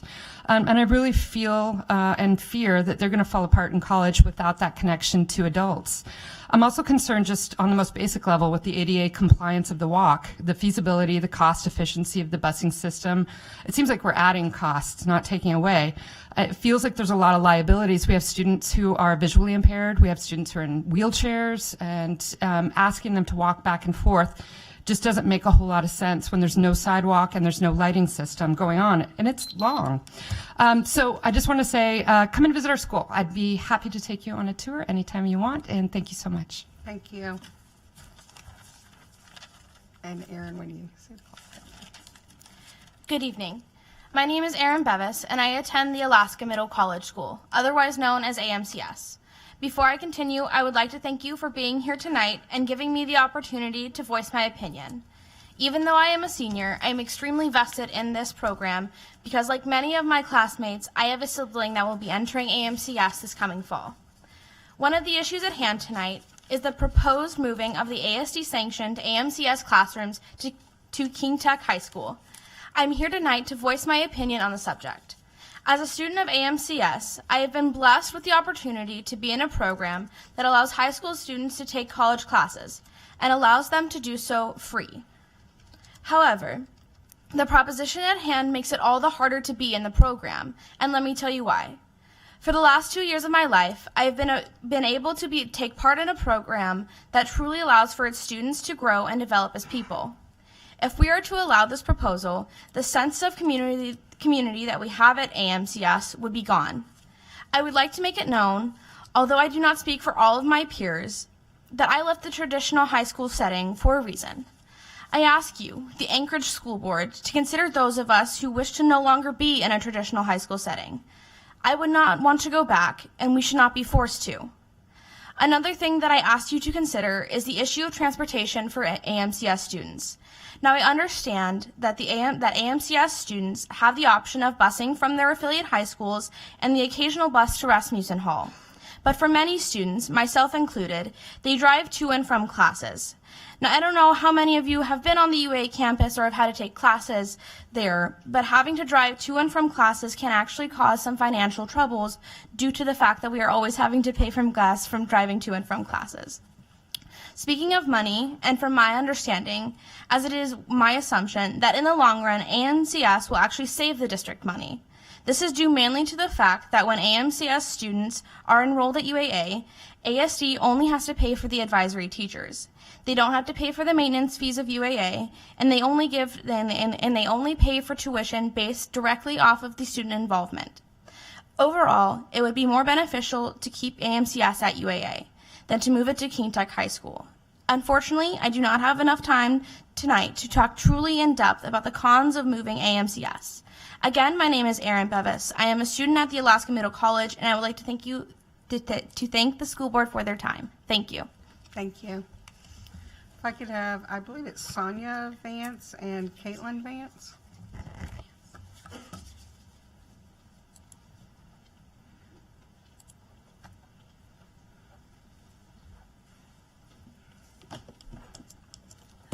And Sonia, you're going to go first? Yes, I'll go first. Okay, you can begin. Hi, I'm sorry I don't have a prepared statement. I just heard of this move this week, and I am really perplexed because my oldest daughter, who was a UA Scholars, applied for the middle college when it was part of the Matsu product.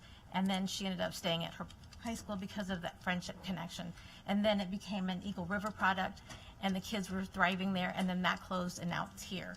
And these kids are working so hard to combine their high school experience with a college experience, and now to move it again, I don't understand how you're combining the two schools together, which is what I understand it to be. And I don't know if any of you have driven that piece between KCC or King Tech and the main campus. It is treacherous to drive in the winter, much less have these kids go back and forth. I don't understand how that is going to be for these children, but or these young adults. But with the Anchorage Middle School College, it is an opportunity for these young people to get a leg up, if you will, but it is only because of the advisory. The kids that test into college level English are not prepared for what comes. I've had 2 kids go through college English, and it is not the same. And if they don't have that access to somebody that can walk them through things that they may be lacking or might need an extra perspective, it really keeps the AMC, Anchorage Middle College School, superior if you keep that support for them. But if you spread that thin, I don't think anybody wins that way. I think that you should keep what's working well and fix the other part that may not be working well. But to share these teachers that are dedicated to these kids that are highly motivated, and they're not all exceptional in math and English. Some might be exceptional in math or vice versa, but the support is vital to their success. I thank you for your time, and I wish I was more prepared to speak, but I am very, very thankful that you've brought this program to Anchorage School District when it was just a Matsu product. It is a phenomenal opportunity for kids to thrive and be successful in college, because just because you have a 4.0 at your high school doesn't mean you're going to succeed in college. It doesn't always translate. I know that for a fact from my family. It is a struggle. There is a change from high school academics to college. It is different.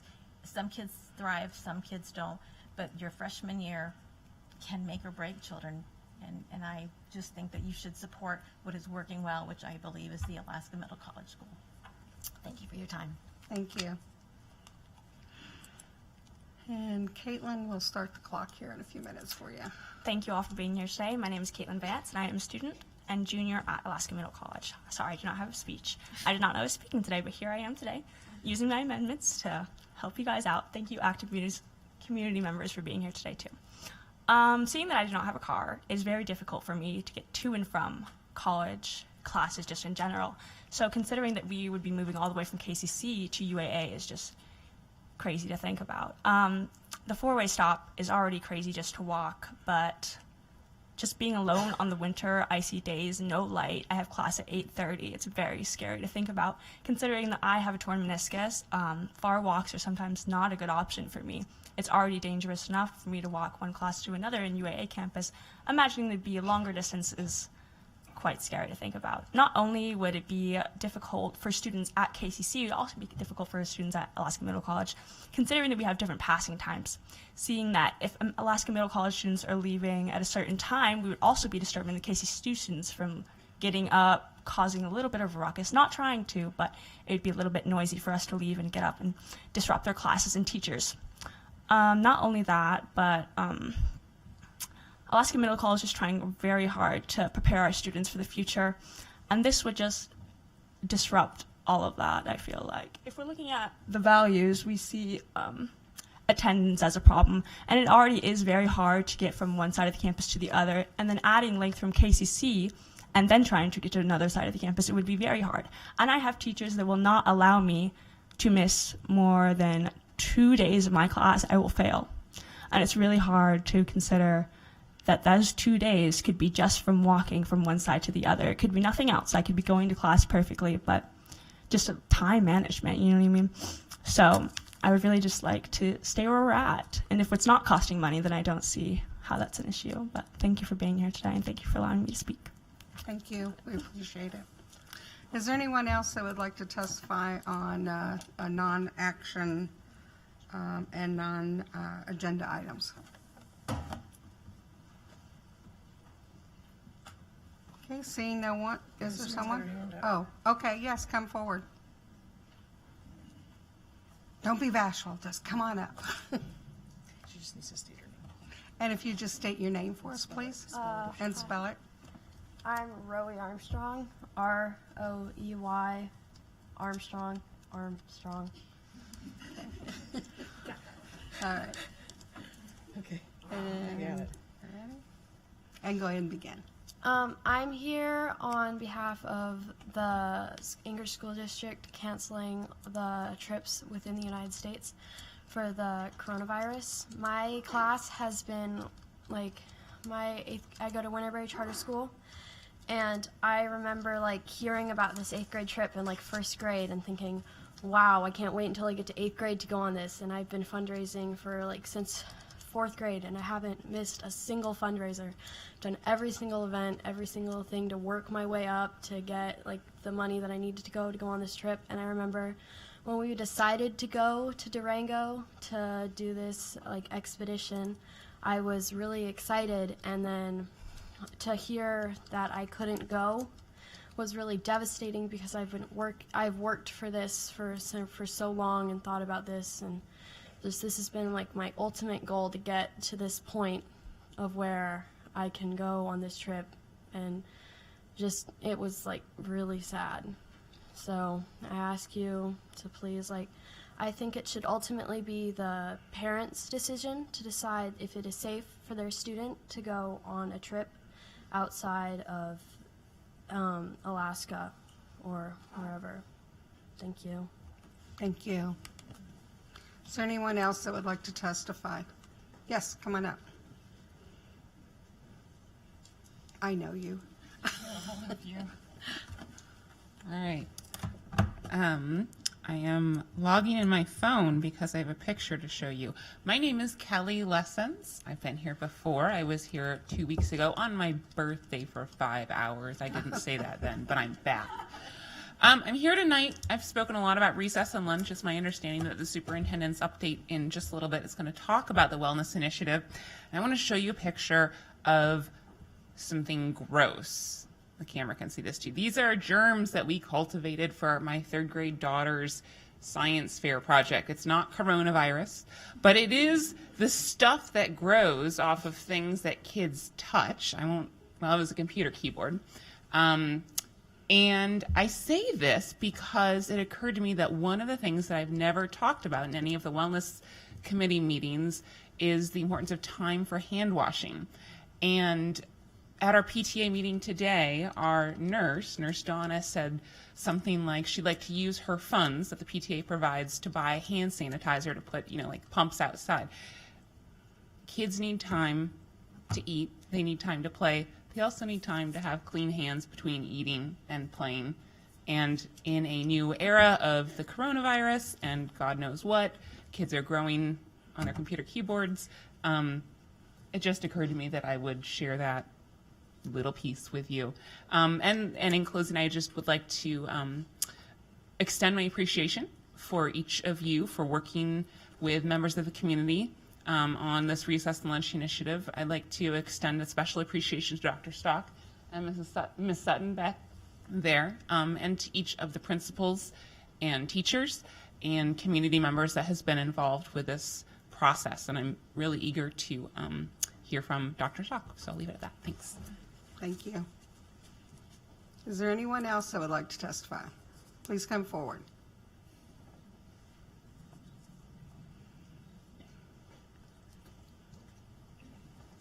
And when you sit down, if you would state your name and spell it for us, whoever's going to go first. I'm Ayla Bundalian. In the microphone, please. I'm Ayla Bundalian, Aylabundalian. Okay, thank you. Would you like to go first? Oh, yeah. Okay, go ahead. Hi, I'm Ayla. I'm an 8th grader from Winterberry, and I've been in Winterberry since 1st grade, and I've been with my classmates, who I would call now a family, and my teacher, a second mom.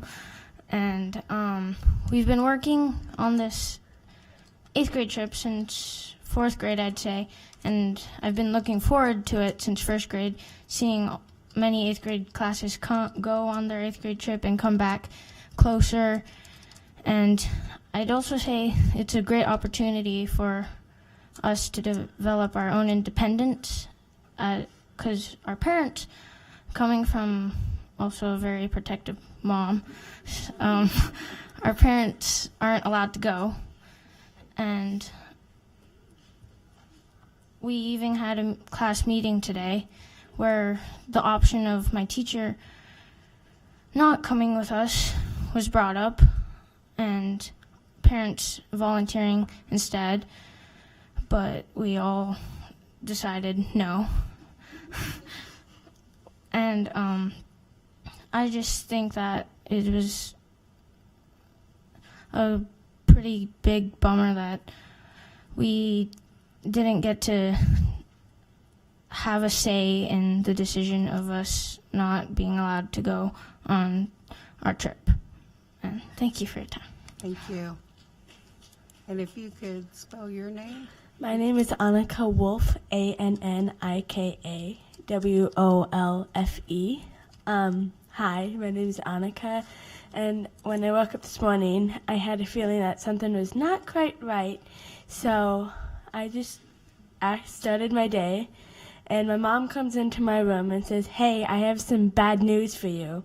And then I found out that the ASD board had decided that no school is allowed to go out of the state, and I started crying. And so I go to school, and my whole class knows. So we sit down, and sort of what Ayla said, we talked about the idea of having our teacher not go with us, but we knew that we wanted our teacher with us because she's like our second mom to us. And so we thought of different ideas that we could do in Alaska, like I don't exactly remember, like onward and upward programs, going to Kenai, going to Nome. Some of us are like, "Oh, we've never been to Nome before. That'd be fun." Anyways, I just wanted to say that I'm very sad that we cannot go on an 8th grade trip, and I hope you guys will reconsider. Thank you. Thank you. Thank you, ladies. Is there anyone else that would like to testify? Please come forward. Oh, yeah, okay. I thought you wanted to testify. Okay. So, not hearing anyone else, we're going to go ahead and move forward with the superintendent's report. All right, I think, thank you, Madam President. It was a great introduction from Ms. Lessons to share the excitement about and the outcomes of our wellness initiative report. So, Dr. Stock, take it away. It's good news. Thank you, Dr. Bishop. So I'd like to start with just a couple introductions. There's some folks here tonight that came to hear this. They were instrumental in trying to work through some of these issues. And of course, Melanie Sutton's in the back. You all know Melanie, our wellness coordinator. And I don't see Mike Scott, but Mike is an assistant principal at Mears, and he was very helpful as an evaluator. He's working on his doctorate, and it was part of his work. We put him to work. Carrie Carpenter, I don't see her in the room, but Carrie was instrumental with the ASD 60 group. I see Kelly here, Kelly Lessons, you know, and she was one of the founding members of ASD 60. I don't see Carol Fink, but she's unit manager at Alaska Department of Health and Social Services. And Ann Potempa, Ann is here, and Ann is also with the Alaska Department of Health and Social Services, and Lauren Kelsey, who is also, Lauren's here. So I wanted to thank them for their support and work, and we'll explain a little bit more about why in a minute.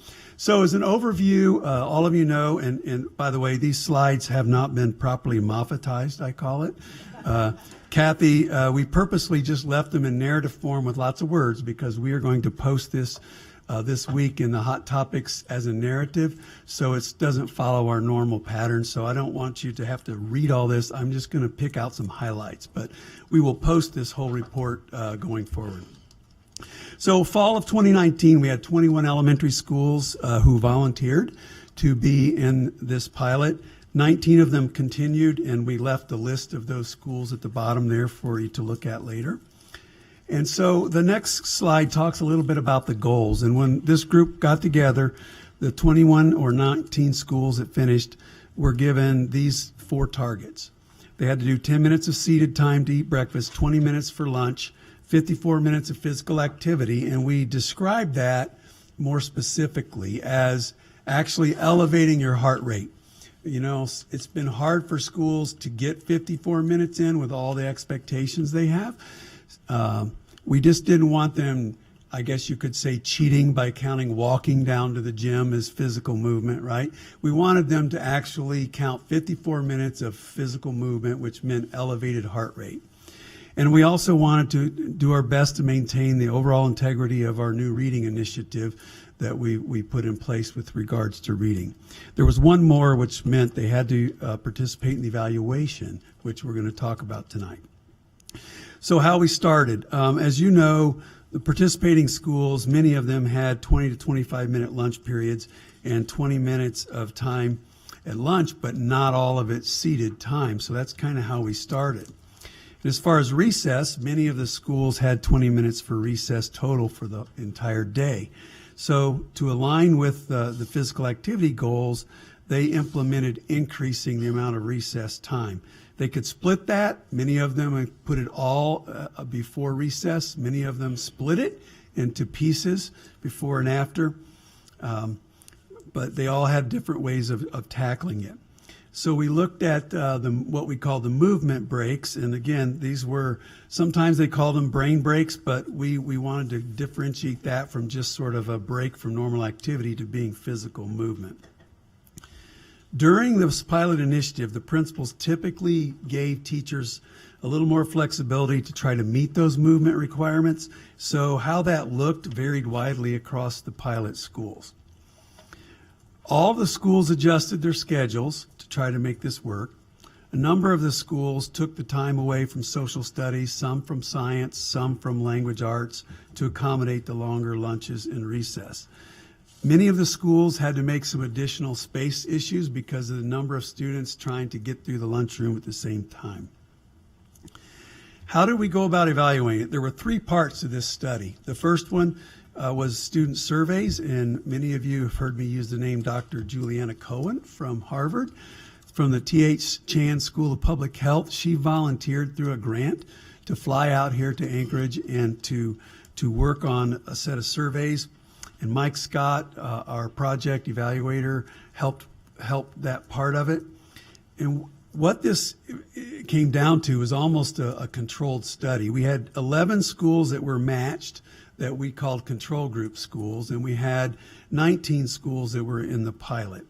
And we gave these surveys out to all students in grades 3 and 4, and we asked them about questions about their perceived feelings of happiness around lunch, around calmness, satiety in the cafeteria, their hunger, energy levels, and so on.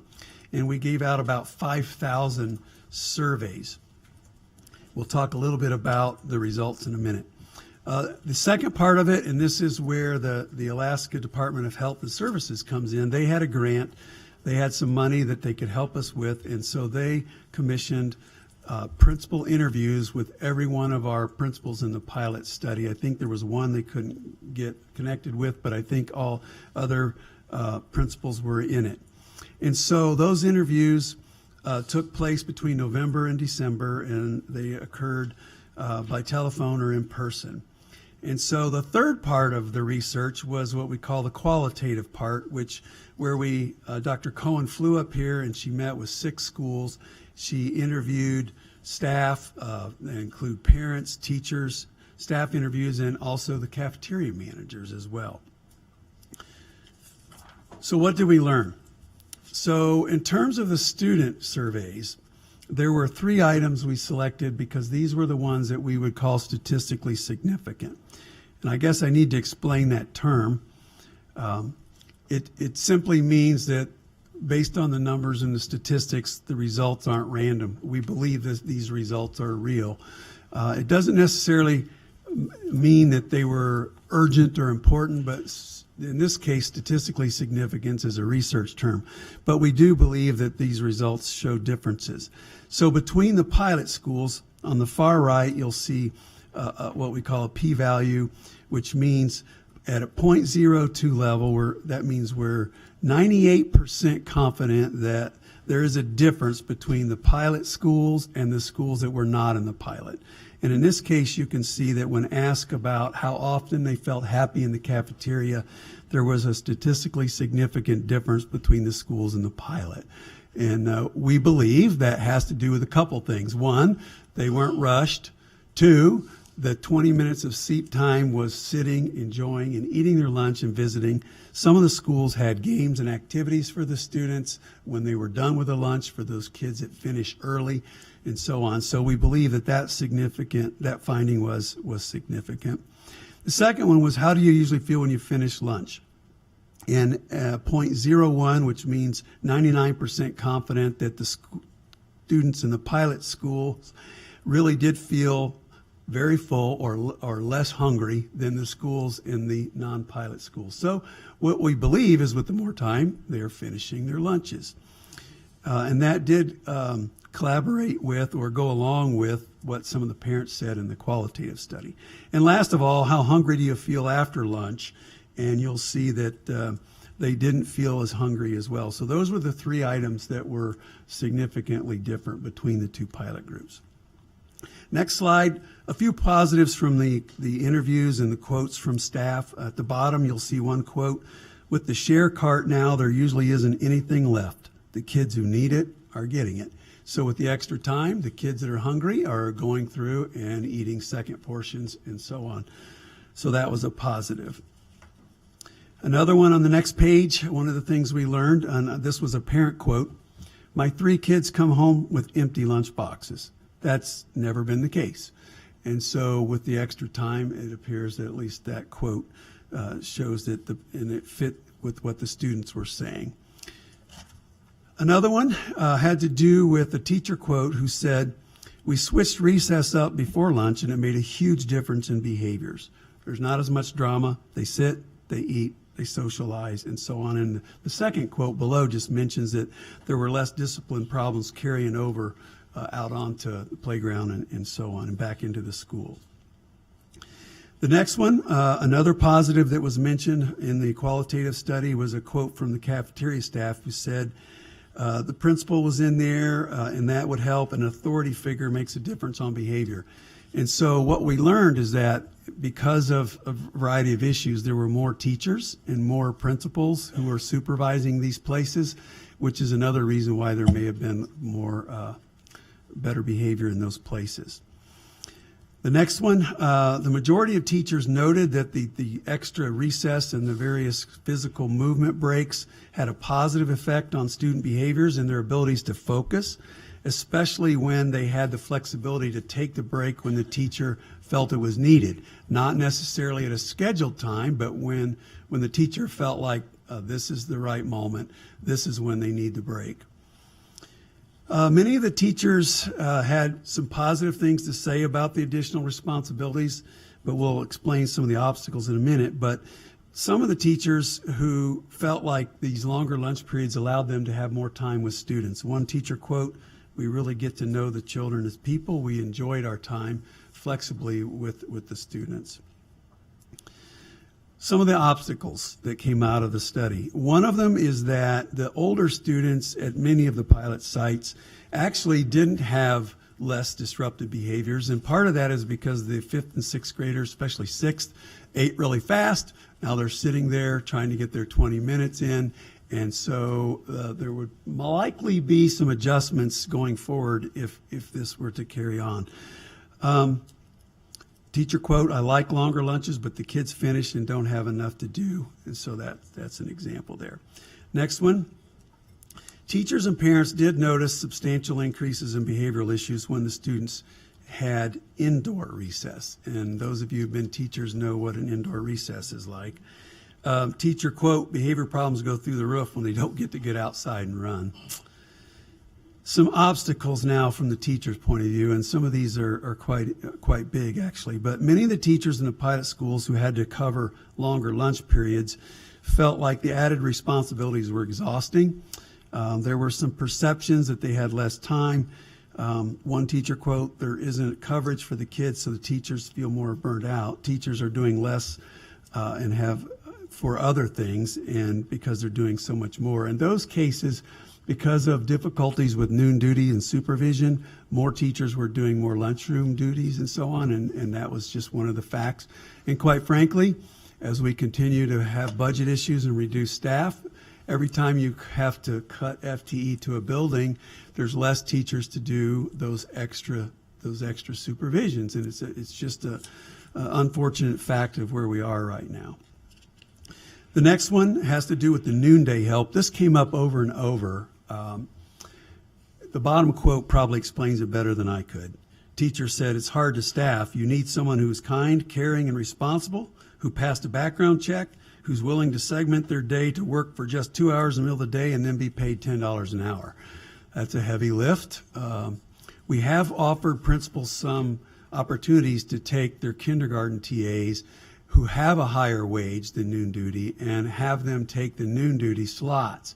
Not all the principals have required that of their kindy TAs, and so they don't have the same, but they had that possibility. That was within the principal's control.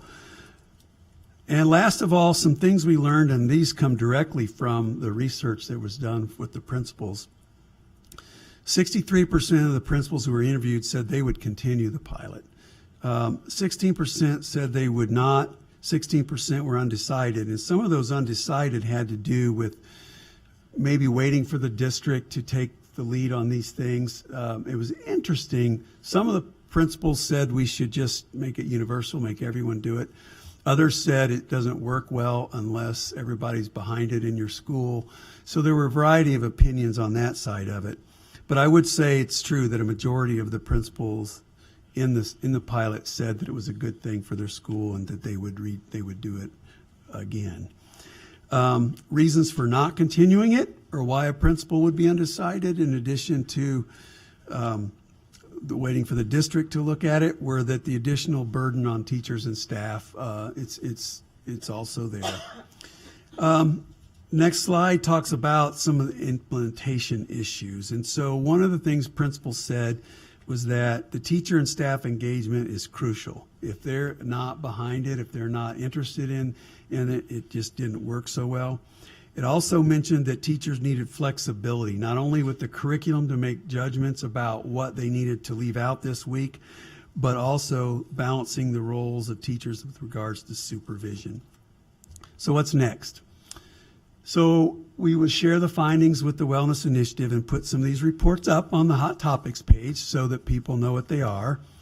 There's been some talk about trying to develop some implementation guides in collaboration with those where it went really well, so that Melanie's team could put together some things that we know worked in the pilot.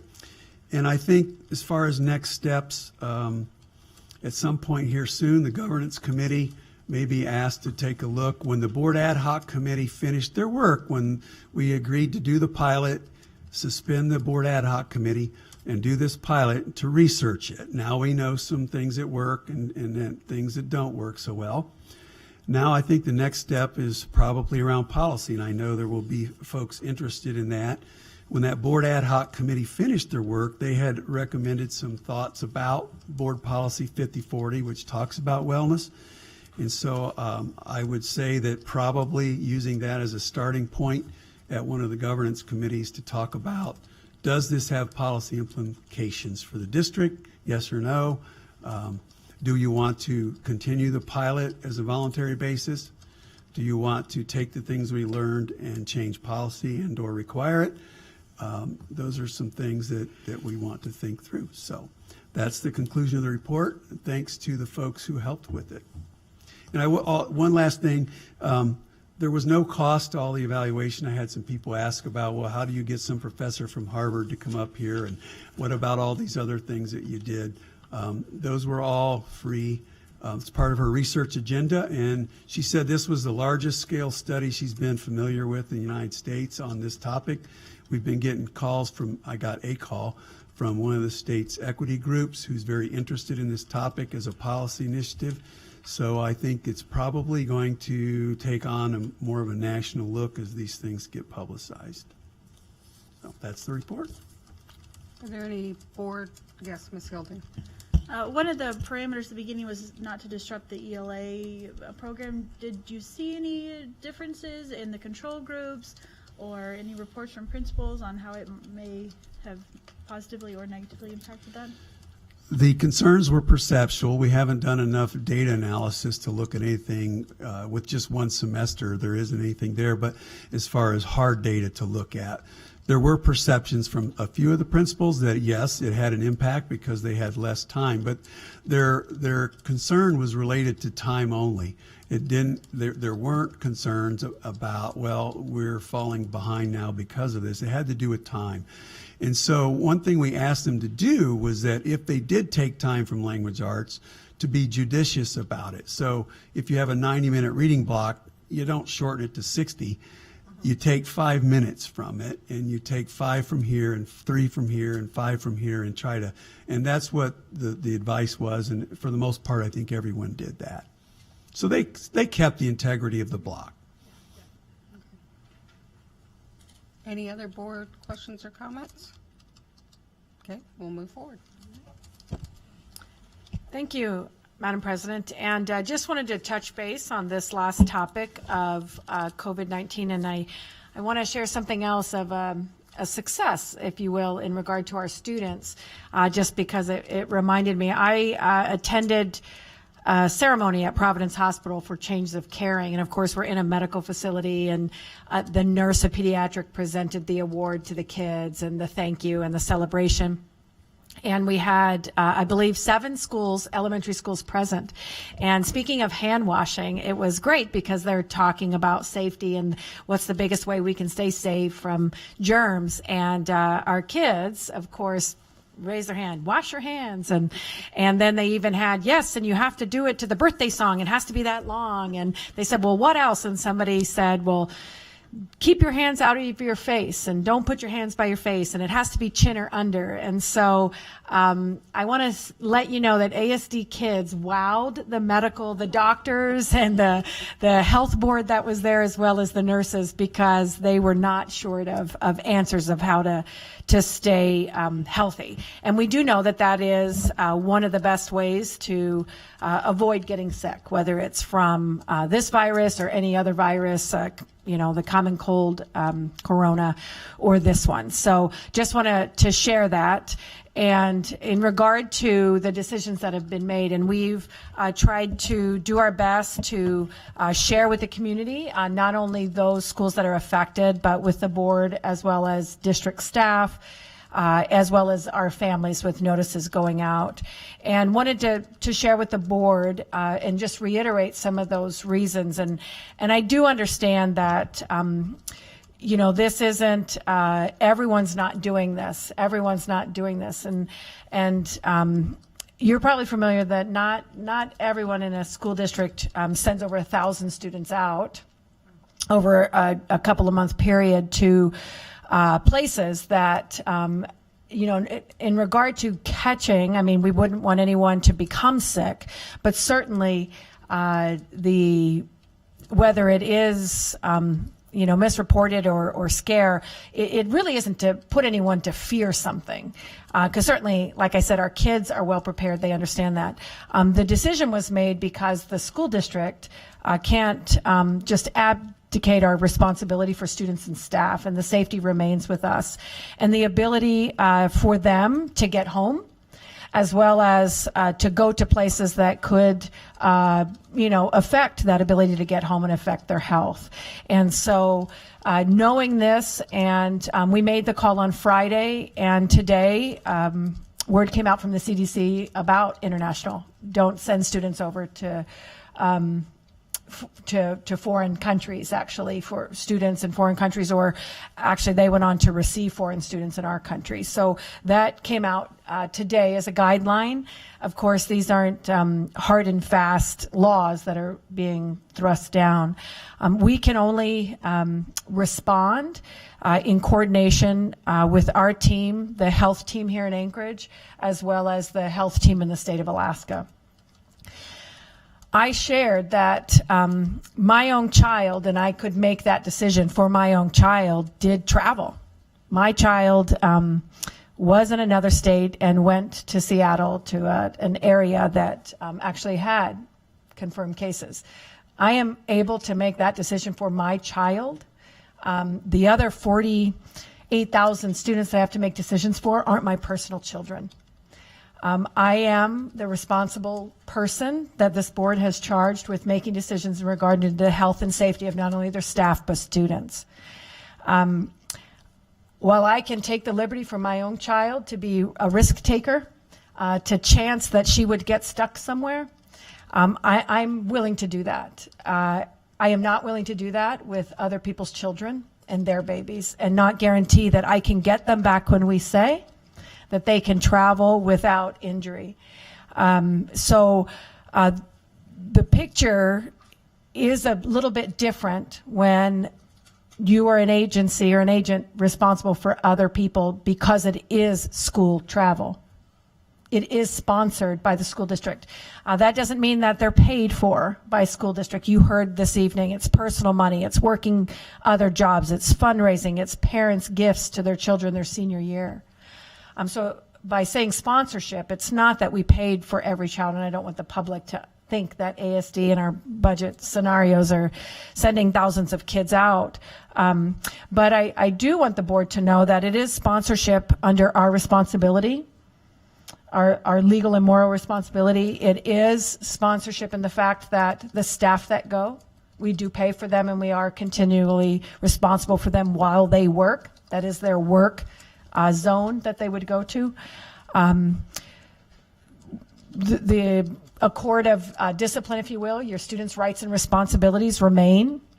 That if anyone is injured or hurt or anything happens on that trip, the rights and responsibilities that parents and children expect are still in action. And so making a decision for a school district is not the same as making a decision for your individual children.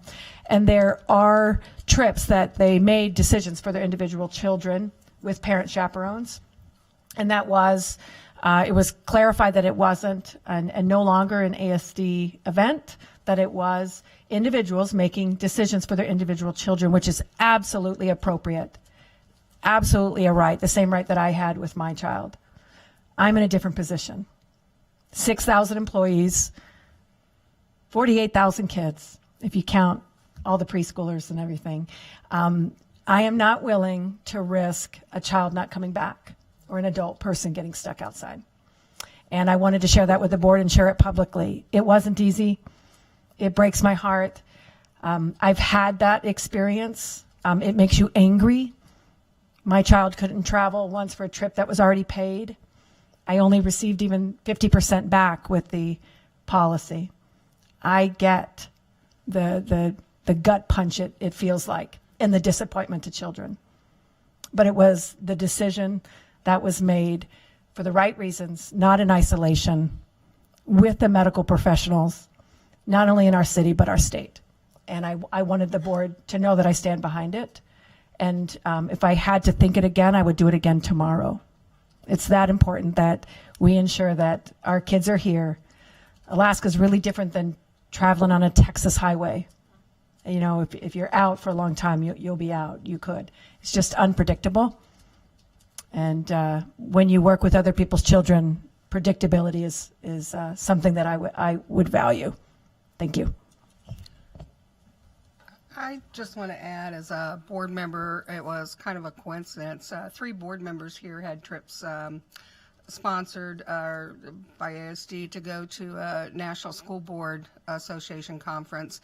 And I actually called right before the decision was made that I was concerned about traveling, and asked Katie to check and see, you know, what could we get our money back, that sort of thing. And so not only are students not going, but the board is not going either. We have canceled all travel that we've had scheduled. I know Dr. Bishop had a trip scheduled, and she's canceled that also. We are in the same position that we are trying to get those, recuperate our funds, but we just feel like that if we're asking this of a district, then as adults we need to be responsible too. And so there will be no board travel out of state or international that's sponsored by ASD. We don't go international, but sponsored by ASD, and during the same time frame that we have with our students. So, and I personally, I'm not sure about other board members, but I do support the district's decision. Okay. Madam President, that concludes my report. Actually, I do want to mention one thing. As you move through the non-action item, that you will see a report from charters. It is a written report, but if you look, there's lots of happy faces in the back of the room. That if you did have some questions, they decided to stay and be present for you. Thank you. Well, thank you, and it's not as late as last week, so we appreciate you sticking around. I move to approve the consent agenda, ASD Memorandum Number 094, Personnel Report, and December 17, 2019 Executive Session and Regular Session Minutes. Second. Okay, board members, please vote.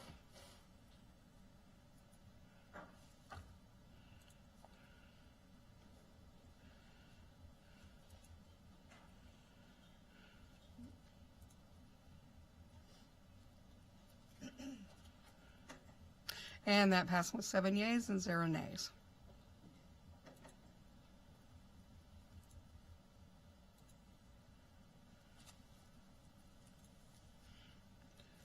And before we move on to action items, I don't believe anybody's going to testify on this, but they might. Procedures for agenda item testimony as follows. As an action item, memo is first introduced by the Vice President and seconded by another board member. I will open the floor for public testimony. If you have signed up in advance or indicate you are interested in providing testimony, I will call you to come to the front table to speak.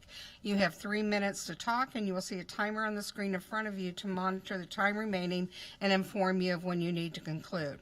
After all testimony closes, I will open the floor for board discussion, followed by student board representative vote, before finally calling for the official vote. The voting results will be displayed on the screen to my right.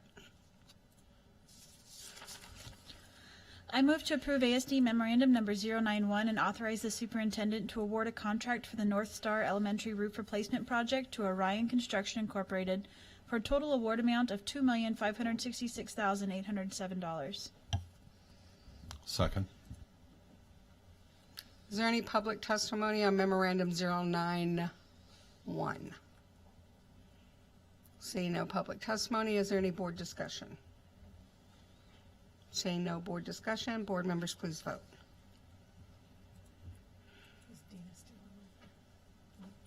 Yep, she's been.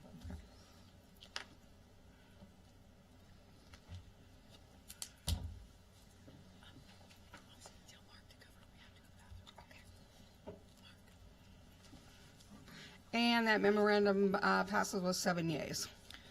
I move to approve ASD Memorandum Number 092 and authorize the superintendent to award a contract for the East High School Safety Improvements Sports Complex Project to a unit company for a total award amount of $6,496,086. Second. Is there any public testimony on Memorandum 092? Seeing no public testimony, is there any board discussion? Seeing no board discussion, please vote.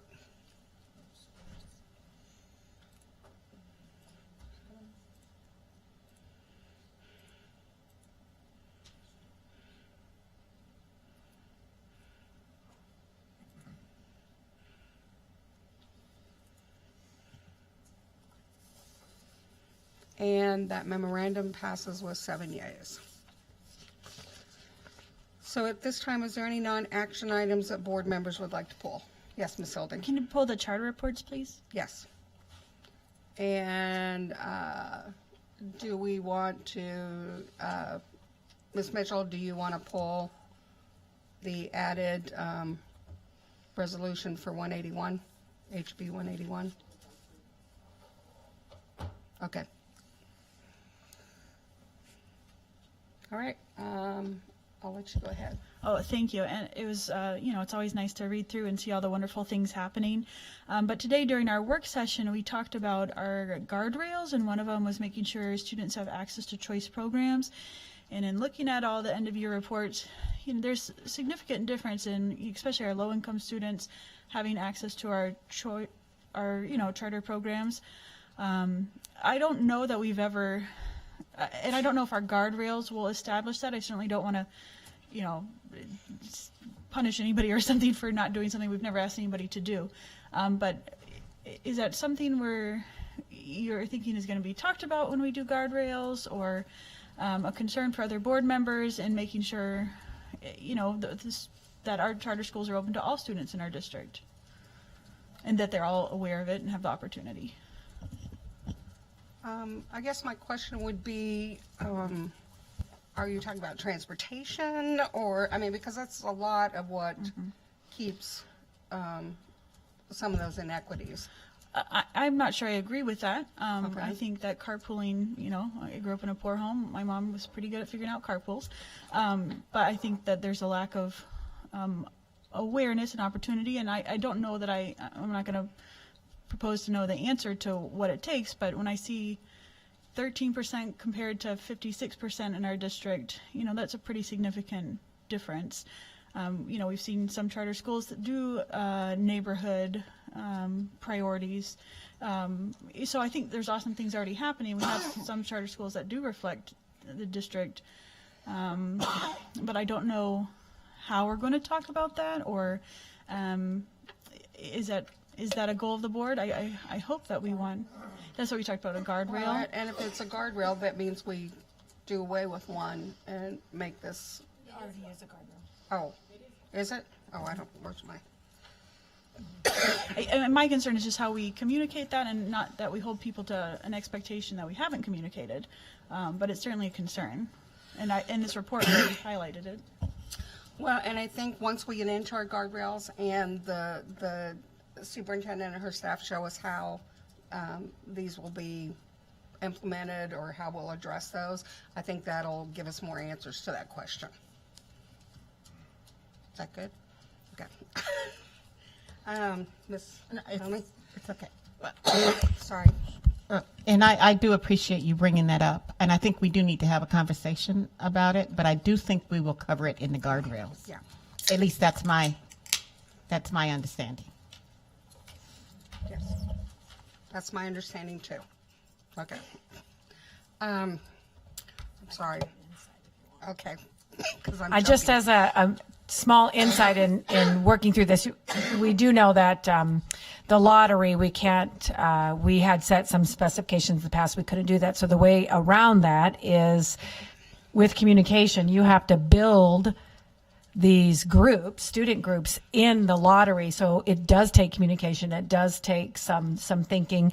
We can do some things with kind of transportation in a pickup drop-off, not a neighborhood, but from a location, a store in a certain area to the school, so that parents can take this far and then we take. So there's lots of different ideas about how it can get done, but key, what was mentioned, I just want to let you know you're on the right track, is you have to increase the number. If it's by random, you have to increase the people who you're trying to increase so that it's randomly done in accordance. The math works out technically, and the way that you do that is through getting the communication out and knowing what's available and that it can be done. So just a little insight, but it's a guardrail that we're already noodling on, for lack of a better word, and just going to get there. But it is a concern.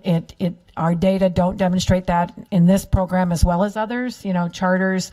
It's not only charters; it's all specialized programs. So I don't want to think that it's one or the other.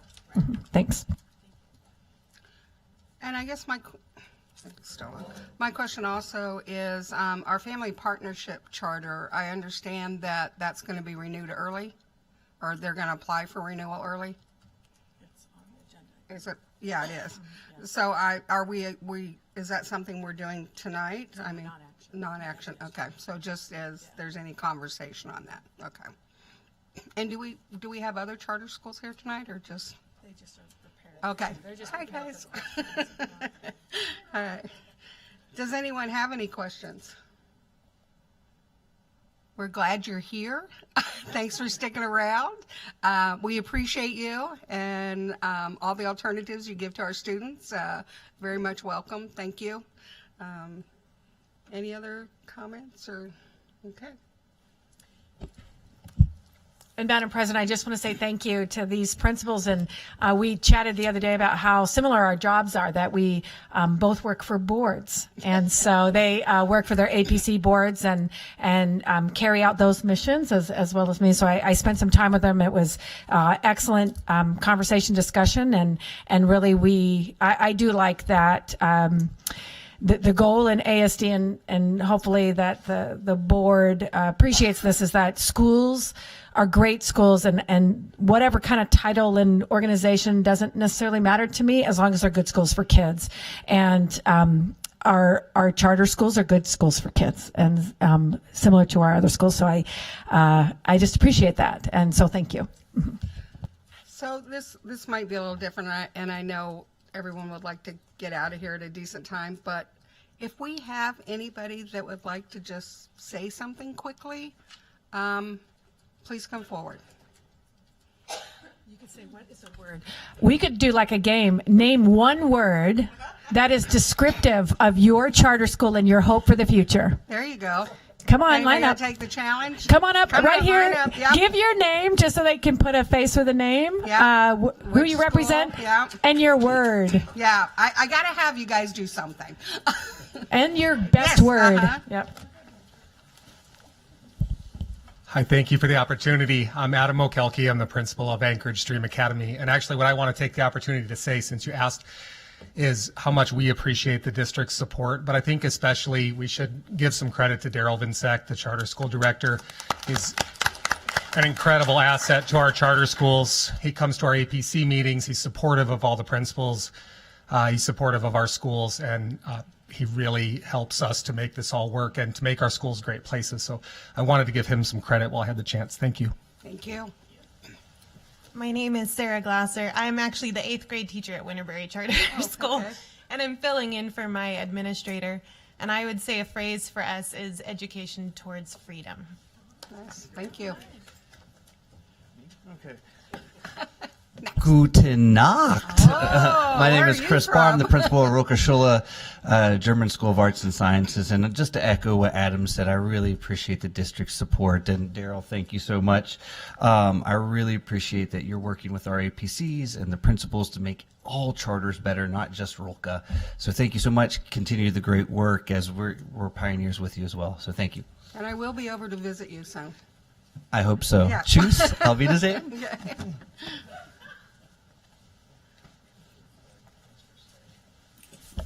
Good evening, I'm Deanne Carroll, and I'm the principal at Eagle Academy. I would say that the one word that describes our school in both our mission and our vision is excellence for all of our students. Thank you.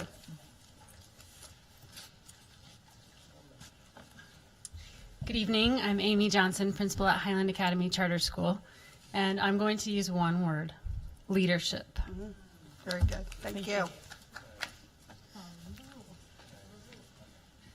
Hi, I'm Jessica Parker. I'm the principal at Family Partnership Charter School, and just appreciate Dr. Bishop coming to our charter school meeting. And of course, Daryl, the one word that describes us as a homeschool charter is flexibility. Thank you. Hi, I'm Carrie Conacher. I'm the chair of the APC at Aquarian Charter School, and I just wanted to tell you all thank you very much for working with us most recently with the school bond, and I just really feel a big difference this year. I feel a lot more connected with ASD, and I really appreciate that. Thank you. Hi, I'm Brittany. I'm the principal, new this year, and to echo what everybody else has said, we really do appreciate all the support and have a hard time sticking with one word, so I'm going to give you two, passion and engagement. Thank you.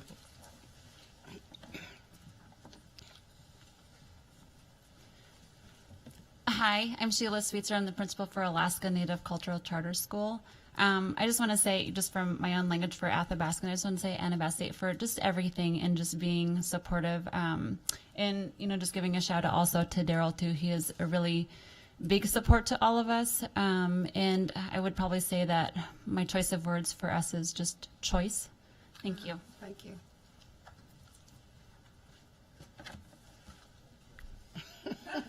Oh, why not? We're both from Frontier. Ah. I'm Jerry Finkler, the principal of Frontier Charter.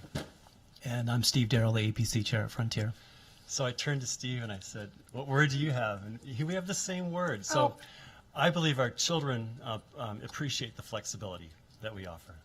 And I concur. After 4 children, and 2 of which are grown, and one graduating this year, the word flexibility, just choices and flexibility as a parent. And I thank you for letting us exist.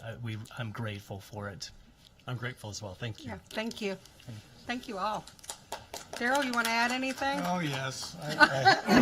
Well, just thank you to the district for support, from leadership to the board. I was a principal in the district for 18 years, and I get to work with just an amazing team.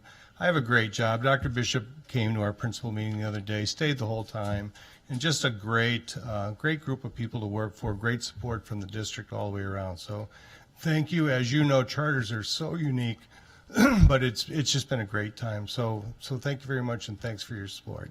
No, thank you. We appreciate all of you guys. Thank you very much. All right, well, the next one is, Dina, do you want to speak to your, I'm not sure what we're calling it. It's up on the board. Oh, okay. Is this up next? Yes. Okay. So what I'm proposing is a resolution in support of House Bill 181.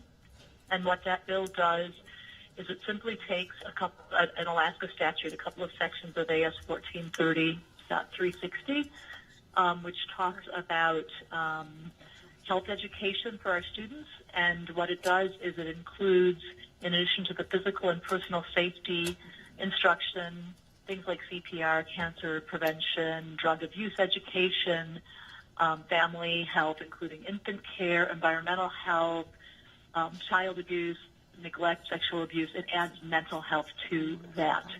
And Section B, it talks about health guidelines should provide standards for instruction in mental health and shall be developed in consultation with the Department of Health and Social Services and representatives of national and state mental health organizations.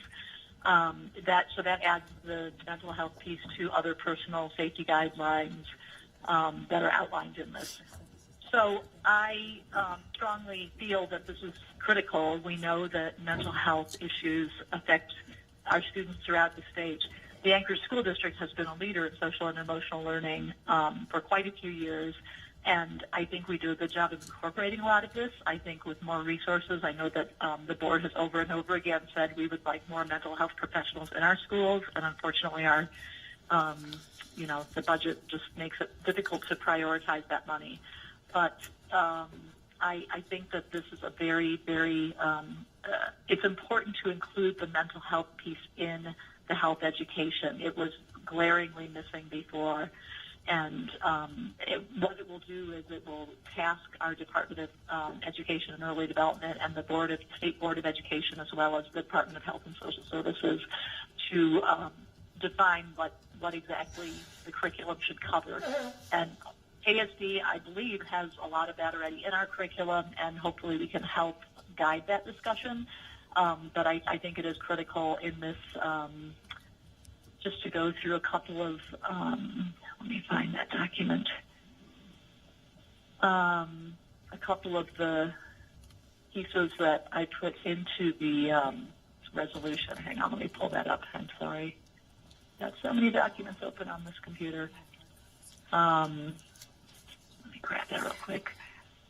I talked about our, here we go. Okay. The fact that almost a fifth of, and we heard from Ms. Gamache this evening about her 8-year-old, I believe, or 7-year-old who attempted suicide. Almost a fifth of our students indicated seriously considering suicide. 12% of our students have made at least one suicide attempt during the past year. We have, we're rated number 2 in suicide rates in the nation, and it's the leading cause of death among Alaskans aged 10 through 64. The incidence of anxiety and depression is through the roof in the state. and nationwide. We have students who have extremely high rates of ACEs and trauma, which we know directly link to mental health issues. So there are many, many reasons why this is critical for our state to explicitly address this, and I think that the Anchorage School District expressing our support of that bill is important. I think it's important for us to weigh in and express that we take this very seriously, and I personally believe that that is an important addition to that statute.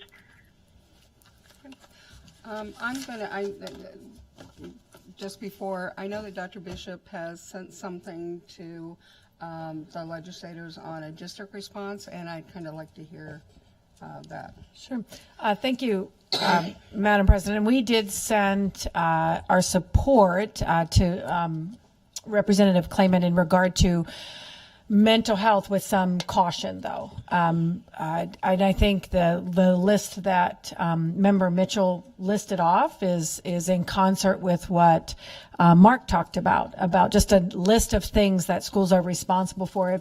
If you've heard her, like the health things already that are in that bill, boom, boom, boom, boom, that again rests on the classrooms and the teachers and getting things done. So we had support for mental health because we knew that the board had, we had gone through our voting, and that was one of the guardrails. The board has talked about counseling services in the board's legislative agenda. You talked about mental health. So we knew that we could support it. We did have a caveat, though. In this particular bill, they're not asking schools and teachers what could actually, the experts with K-12 to be a part of that discussion. It was health and human services and mental health professionals, not schools. And so we strongly stated that we support mental health, obviously being in school, because we do see that piece of it, but including educators in this is important, because otherwise it becomes just another thing on the list for schools to figure out how to do it. And I wanted to share that we shared that strongly in that bill, that of course you wouldn't be against mental health and those things, but that there was a great omission. I was told that the bill actually was one of those bills that was going state to state to state. So it wasn't like originated, it was just a work to get mental health in every state. By a group of individuals. Representative Clayman shared that with me, because I thought, oh, do you mean mental health like actually people? And he said, no, it's just to put it in their curriculum. So just wanted to share my conversations with the representative, our letter that we sent. And I after hearing today and everything that goes on, I think it's real about one more thing.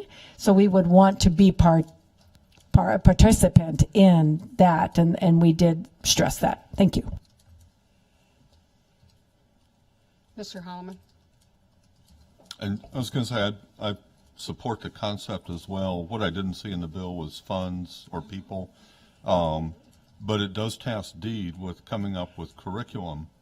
And I think we have to remind everybody over and over again, we have this huge problem in the state of some really ugly, terrible things that we lead the nation in that happen to children. And until we systemically address that, we can expect to not have great scores. We can expect to have headwinds in improving things for so many groups, not because of anything we're not doing in the classroom that we should be academically, but because kids are distracted and totally off base by what's happening to them in other places. So I do support DEED taking the lead and looking at this on a broad level, and I would hope one day in the near future it would also come with funds and people to actually implement and make something happen. But we, I think, have to try in every reasonable way to make some progress on this, because we have not changed where we're at for a very long time. And I've got the bill right in front of me, Mr. Holloman, and it's not deed. It says the state board shall establish guidelines for a health and personal safety education program.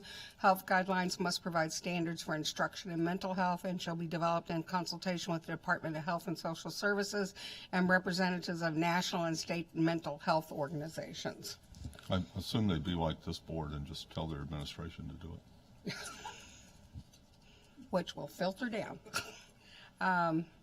I guess my thought on this, and I'll give other board members to talk, but I think we do a lot of this. It's one more thing that we're being mandated, and I would rather put the money into having people in the schools that can offer services and help our students than to have someone tell us what we need to teach, because I think we do a lot of that. But right now, I think our biggest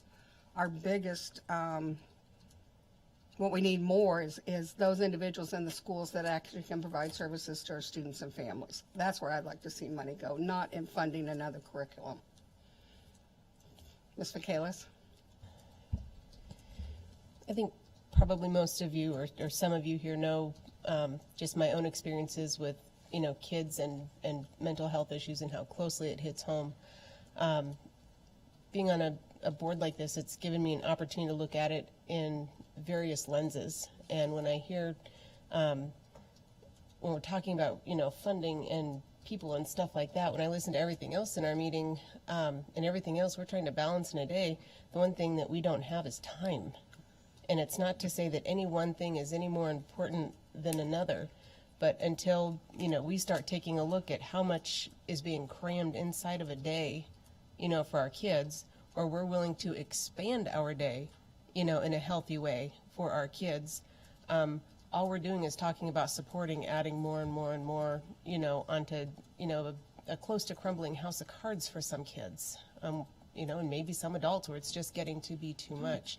And so while I, would support something like this in spirit, I do think that, there's probably other ways, that we can look at it. And I do agree, there's a lot that we do, for our kids, whether it's, capturing kids' hearts or Lion's Quest or any of these other things that are helping, our kids at the different various, levels. And I do think we have probably a little bit more of an advantage than maybe, some of the other, schools or the districts out there that do struggle with these things. But I want to make sure that we're really focusing on what we can have a meaningful, impact on, and, what is the, right way to help our kids in our district instead of so looking at these statewide, efforts. It's what can we do here, for our kids, with our circumstances. Any other board comments? Well, yeah, so it will be, yes. Yeah, Ms. Bellamy, and then you, Ms. Mitchell. So the mental health piece of this really fits within our strategic plan. It fits in our legislative priorities. I'm concerned that there's no educators. I mean, unless there's no, the bill does not read to me like the superintendent said. There's no, the people who are going to be designing this are the medical, I guess. Yeah. And I think I'm concerned about how that's going to filter down into what actually happens in schools. And that might not be that might be something that they can change between now and what it looks like in its final form. And then the other piece is it is time. It will take time, but it's also, it's another one of those things we're going to have to incorporate with no money. And while we might be, we are a head start above other districts in terms of our social emotional learning and the things that we're already doing relative to health. Other districts are going to suffer a lot more than we are, especially without adequate funding. So those are my thoughts. Ms. Mitchell. I appreciate all of the input, and in particular Dr. Bishop's comment about the district not being involved in the drafting of this. I guess when I look at a statute that talks about health education and it goes through things like CPR, domestic violence, and it does not talk about mental health issues as part of this. It seems to be a pretty glaring omission. So I would say that, yes, it is asking schools to do more. And I have to say that every group I talk to, every legislator I talk to, I say over and over again that what would help our district tremendously is if we could have comprehensive care for our children prenatal through 4. Then if the 5-year-olds came to us, you know, without the ACEs, with good health care, with parents who have time to be involved with them, it would make a world of difference. And I think that everybody agrees with that. But I think to have a statute that talks about health guidelines for students that never mentions mental health, I think it does belong in there. So is it going to cure what we need? No, absolutely not. We absolutely need more resources. But I don't think we can talk about our children's health and health instruction. You know, to me, teaching them about mental health is probably more important than teaching them about CPR. I don't know the statistics on that, but, it just makes sense to me that should be included because it shines a light on it, makes it a priority, and it's a first step. So when I read this bill a little further, it does say a school health education specialist position will be established and funded in the department, and I believe that department would be DEED, to coordinate the program statewide, adequate funds to enable curriculum and resource development, adequate consultation to school districts, and a program of teacher training in health and personal safety education shall be provided. But I think that funding is not for the districts, but for that individual to create that curriculum. So that does concern me a little bit. It's not that I don't think it's a good thing, but I think we address mental health in a lot of ways. And if the state really wanted to help us, they'd help us put individuals into the schools to help. Yes, Ms. Feldman. And I don't know if anybody knows the answer to this question, but is it still possible to impact this? I mean, is it possible to make changes? You can recommend changes? Let me tell you where it's at. Yeah, or is it, I think it's still in house, a committee rather. Let's see what it says. I'm trying to find out what it says here. Does it tell me here where it's at? Do you know, Dr. Bishop? If it's still in house or has it gone to? Is it still time to impact change to the bill itself? Yeah, because it's just in testimony. Oh, absolutely. So we can definitely make representation. Yeah. Okay. So and we can talk. We can certainly will be voting on this as an action item if we want to make any changes or if we want to vote it through or whatever. But my feeling at this point is I don't support the bill as a whole. I support parts of it, but I would rather see them give us money to put those individuals into our schools to actually help our families and students. But those are just my thoughts. Any other comments? Okay. I guess I just would like to add, I agree with you. I don't think anybody would argue that having money to fund positions would be hugely more helpful than this. But what it's saying to me is, it's as a board, we are saying that our students' mental health is important and that it's really not appropriate to have a health curriculum that does not address mental health. To me, that is what this is saying. It's really not saying any more than that.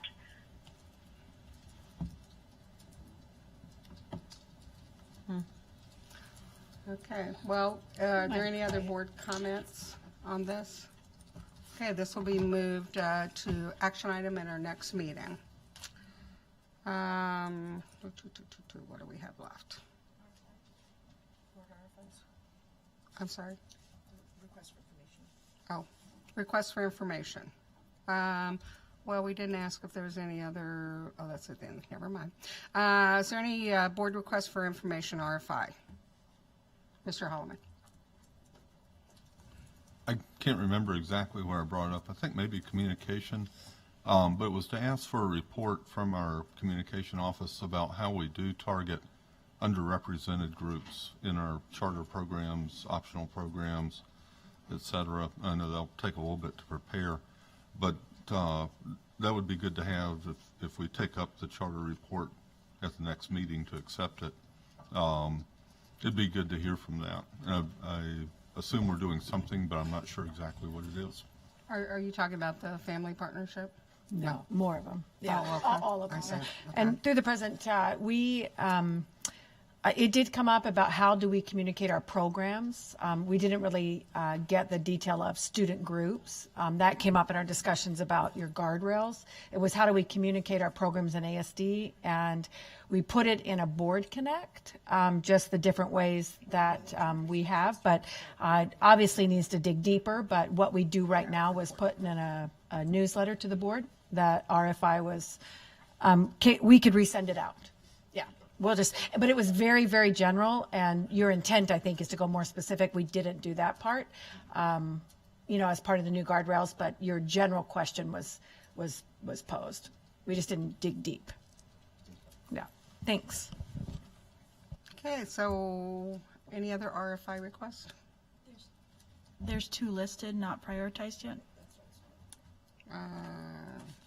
Did I miss it?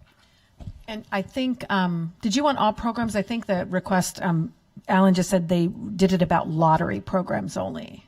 But yeah, okay. Yeah, we can dig deeper on that one. Oh, okay. I didn't see it. Oh, I see.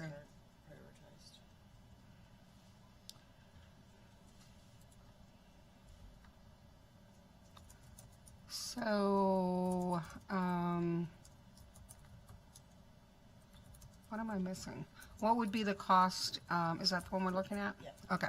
So, Member Vacalis, what would be the cost be in education space, boundary changes, funding, possible timing, or phasing, et cetera, to be to turn all middle schools into 6 through 8? Okay. So Madam President, we are coming to the board with a pilot plan. We'd like to do that. We put a little bit of a teaser in the Board Connect this last time, and then we were going to follow that up when we have time to place it in an update. Oh, I see. And then municipal. So do you want to move that? I'm sorry. Oh. Do you want to move that to take it off, or move it to long range? Well, if you're addressed, already, I feel like it's addressed. Yeah, I think we're going to be getting. Yeah. Just so she can. Yeah. Yeah. Yeah. So I think it's already being addressed. Okay. The other one is municipal ordinance on responsible contractors. Madam President. Yes, Mr. Donnelly. This originated from the governance committee, where there was a discussion to identify what elements are already in board policy that were incorporated in the municipal responsible contractor ordinance, so that we could compare the two better and see what the differences are. Okay. And the purpose, Mr. Donnelly? Well, the purpose was to potentially adopt parallel legislation to the municipality with responsible contracting. Okay.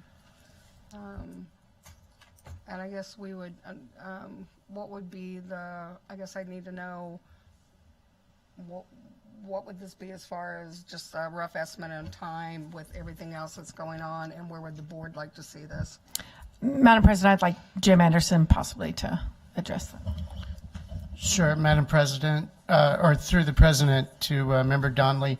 We did talk about this at the last governance committee. We have looked at it since then. We certainly can be prepared to discuss it a little more in depth during the next governance committee. I think the direction we were going, I don't know if your intent was for us to rewrite a proposed policy. It was unclear what the outcome of the committee meeting was as to whether we were supposed to rewrite the policy as a draft, because we recommended that we just change current policy as opposed to having a whole new policy that tags onto a current policy that covers 98% of it. But I think we kind of ended the committee meeting with not making that decision. Well, and I think until the board votes on it, we wouldn't be asking you to do anything. Okay? But I guess there's more information needed. And so is that possible to present to the governance or no? Absolutely. Okay, I mean, what time constraint is this? We've got everything we need to discuss it. The point that we did not make a decision was my recommendation, Mr. Whiting's recommendation, was to modify current policy as opposed to having another whole separate policy that, or do we get rid of our current policy and write a new one around this one? I mean, to me, that doesn't make sense. That would take considerably more effort, but simply to modify a current policy is simple. So basically what we're talking about is just getting more information from Mr. Donnelly that you can present at the governance committee. If the governance committee recommends something to the board, then we will vote on it before any action is taken. Ms. Hildy? I think, and I just a little, just want to remind that, that we don't ask administrators for more than like 5-minute quick answers. So nobody should be preparing something unless it's come through an RFI and the board has said that's, time is money. That's a budget allocation if we're going to be spending time on something. Sometimes it's easy to just try to do something quick, but going through this, make sure our time is focused on what the board wants to focus on. Okay.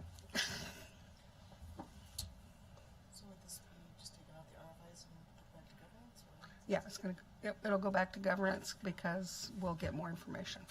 Okay. Which you already have, correct? Okay. All right. I'll make sure we're not doing anything. Okay. Anything else? All right. So at this point, if there's any more public testimony on non-agenda or non-action items. Okay, well, it doesn't look like it. So school board and administration comments and communications. I just have one more. Okay, Ms. Madam President, I just wanted to share with the board, and we worked with principals. We will have a notice, just for your mind's eye, going out tomorrow to our community in regard to what's going to happen over spring break, in regard to the schools being cleaned and sanitized.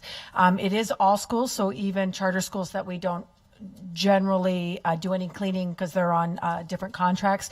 Our ASD staff are going to go in and assess those for safety, similar to that we did during the earthquake. Our kids are going to come back. Our staff's going to come back. So we're sending a community letter home tomorrow, a staff letter on Thursday, and of course meeting again with principals.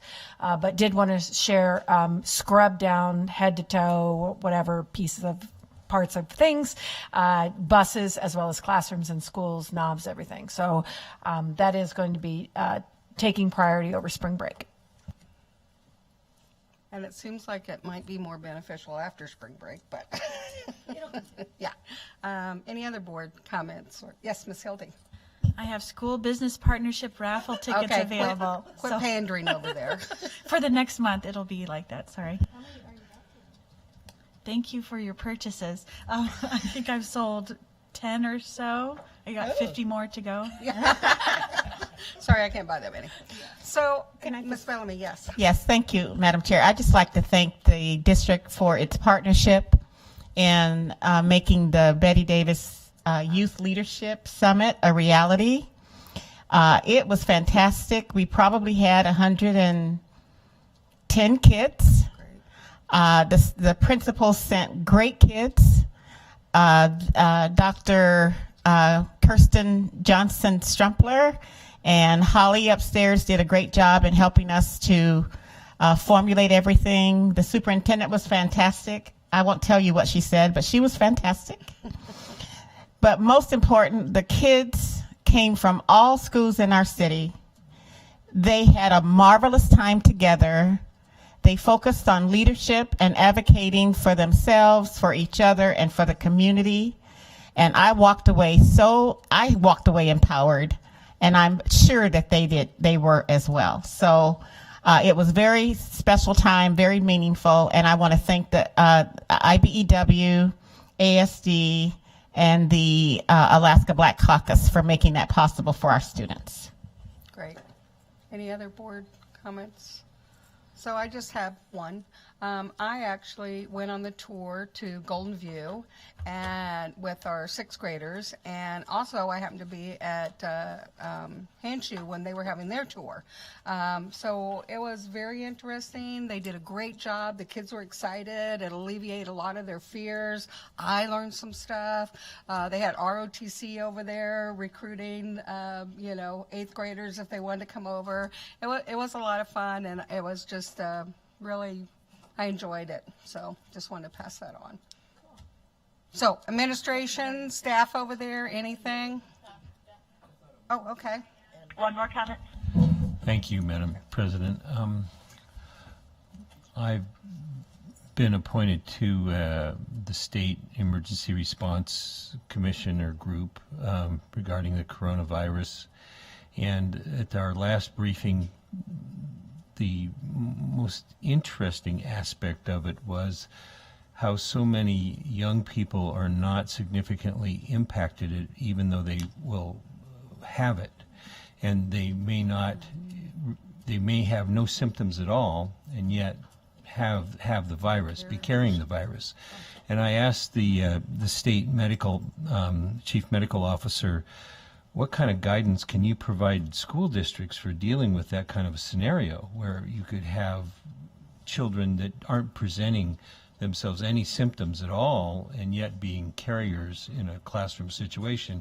And they're working hard trying to develop protocols based on what other countries have identified. And she said it's a very serious concern and it's troubling, and they really don't have clear guidance for us yet, but they're going to be working on it. Yeah, I think there's a lot about this we don't know. Did Dina Mitchell have something? Yeah. Okay, so I just wanted to mention that the June Nelson Memorial Scholarship is still open, and I believe it closes on March 16th.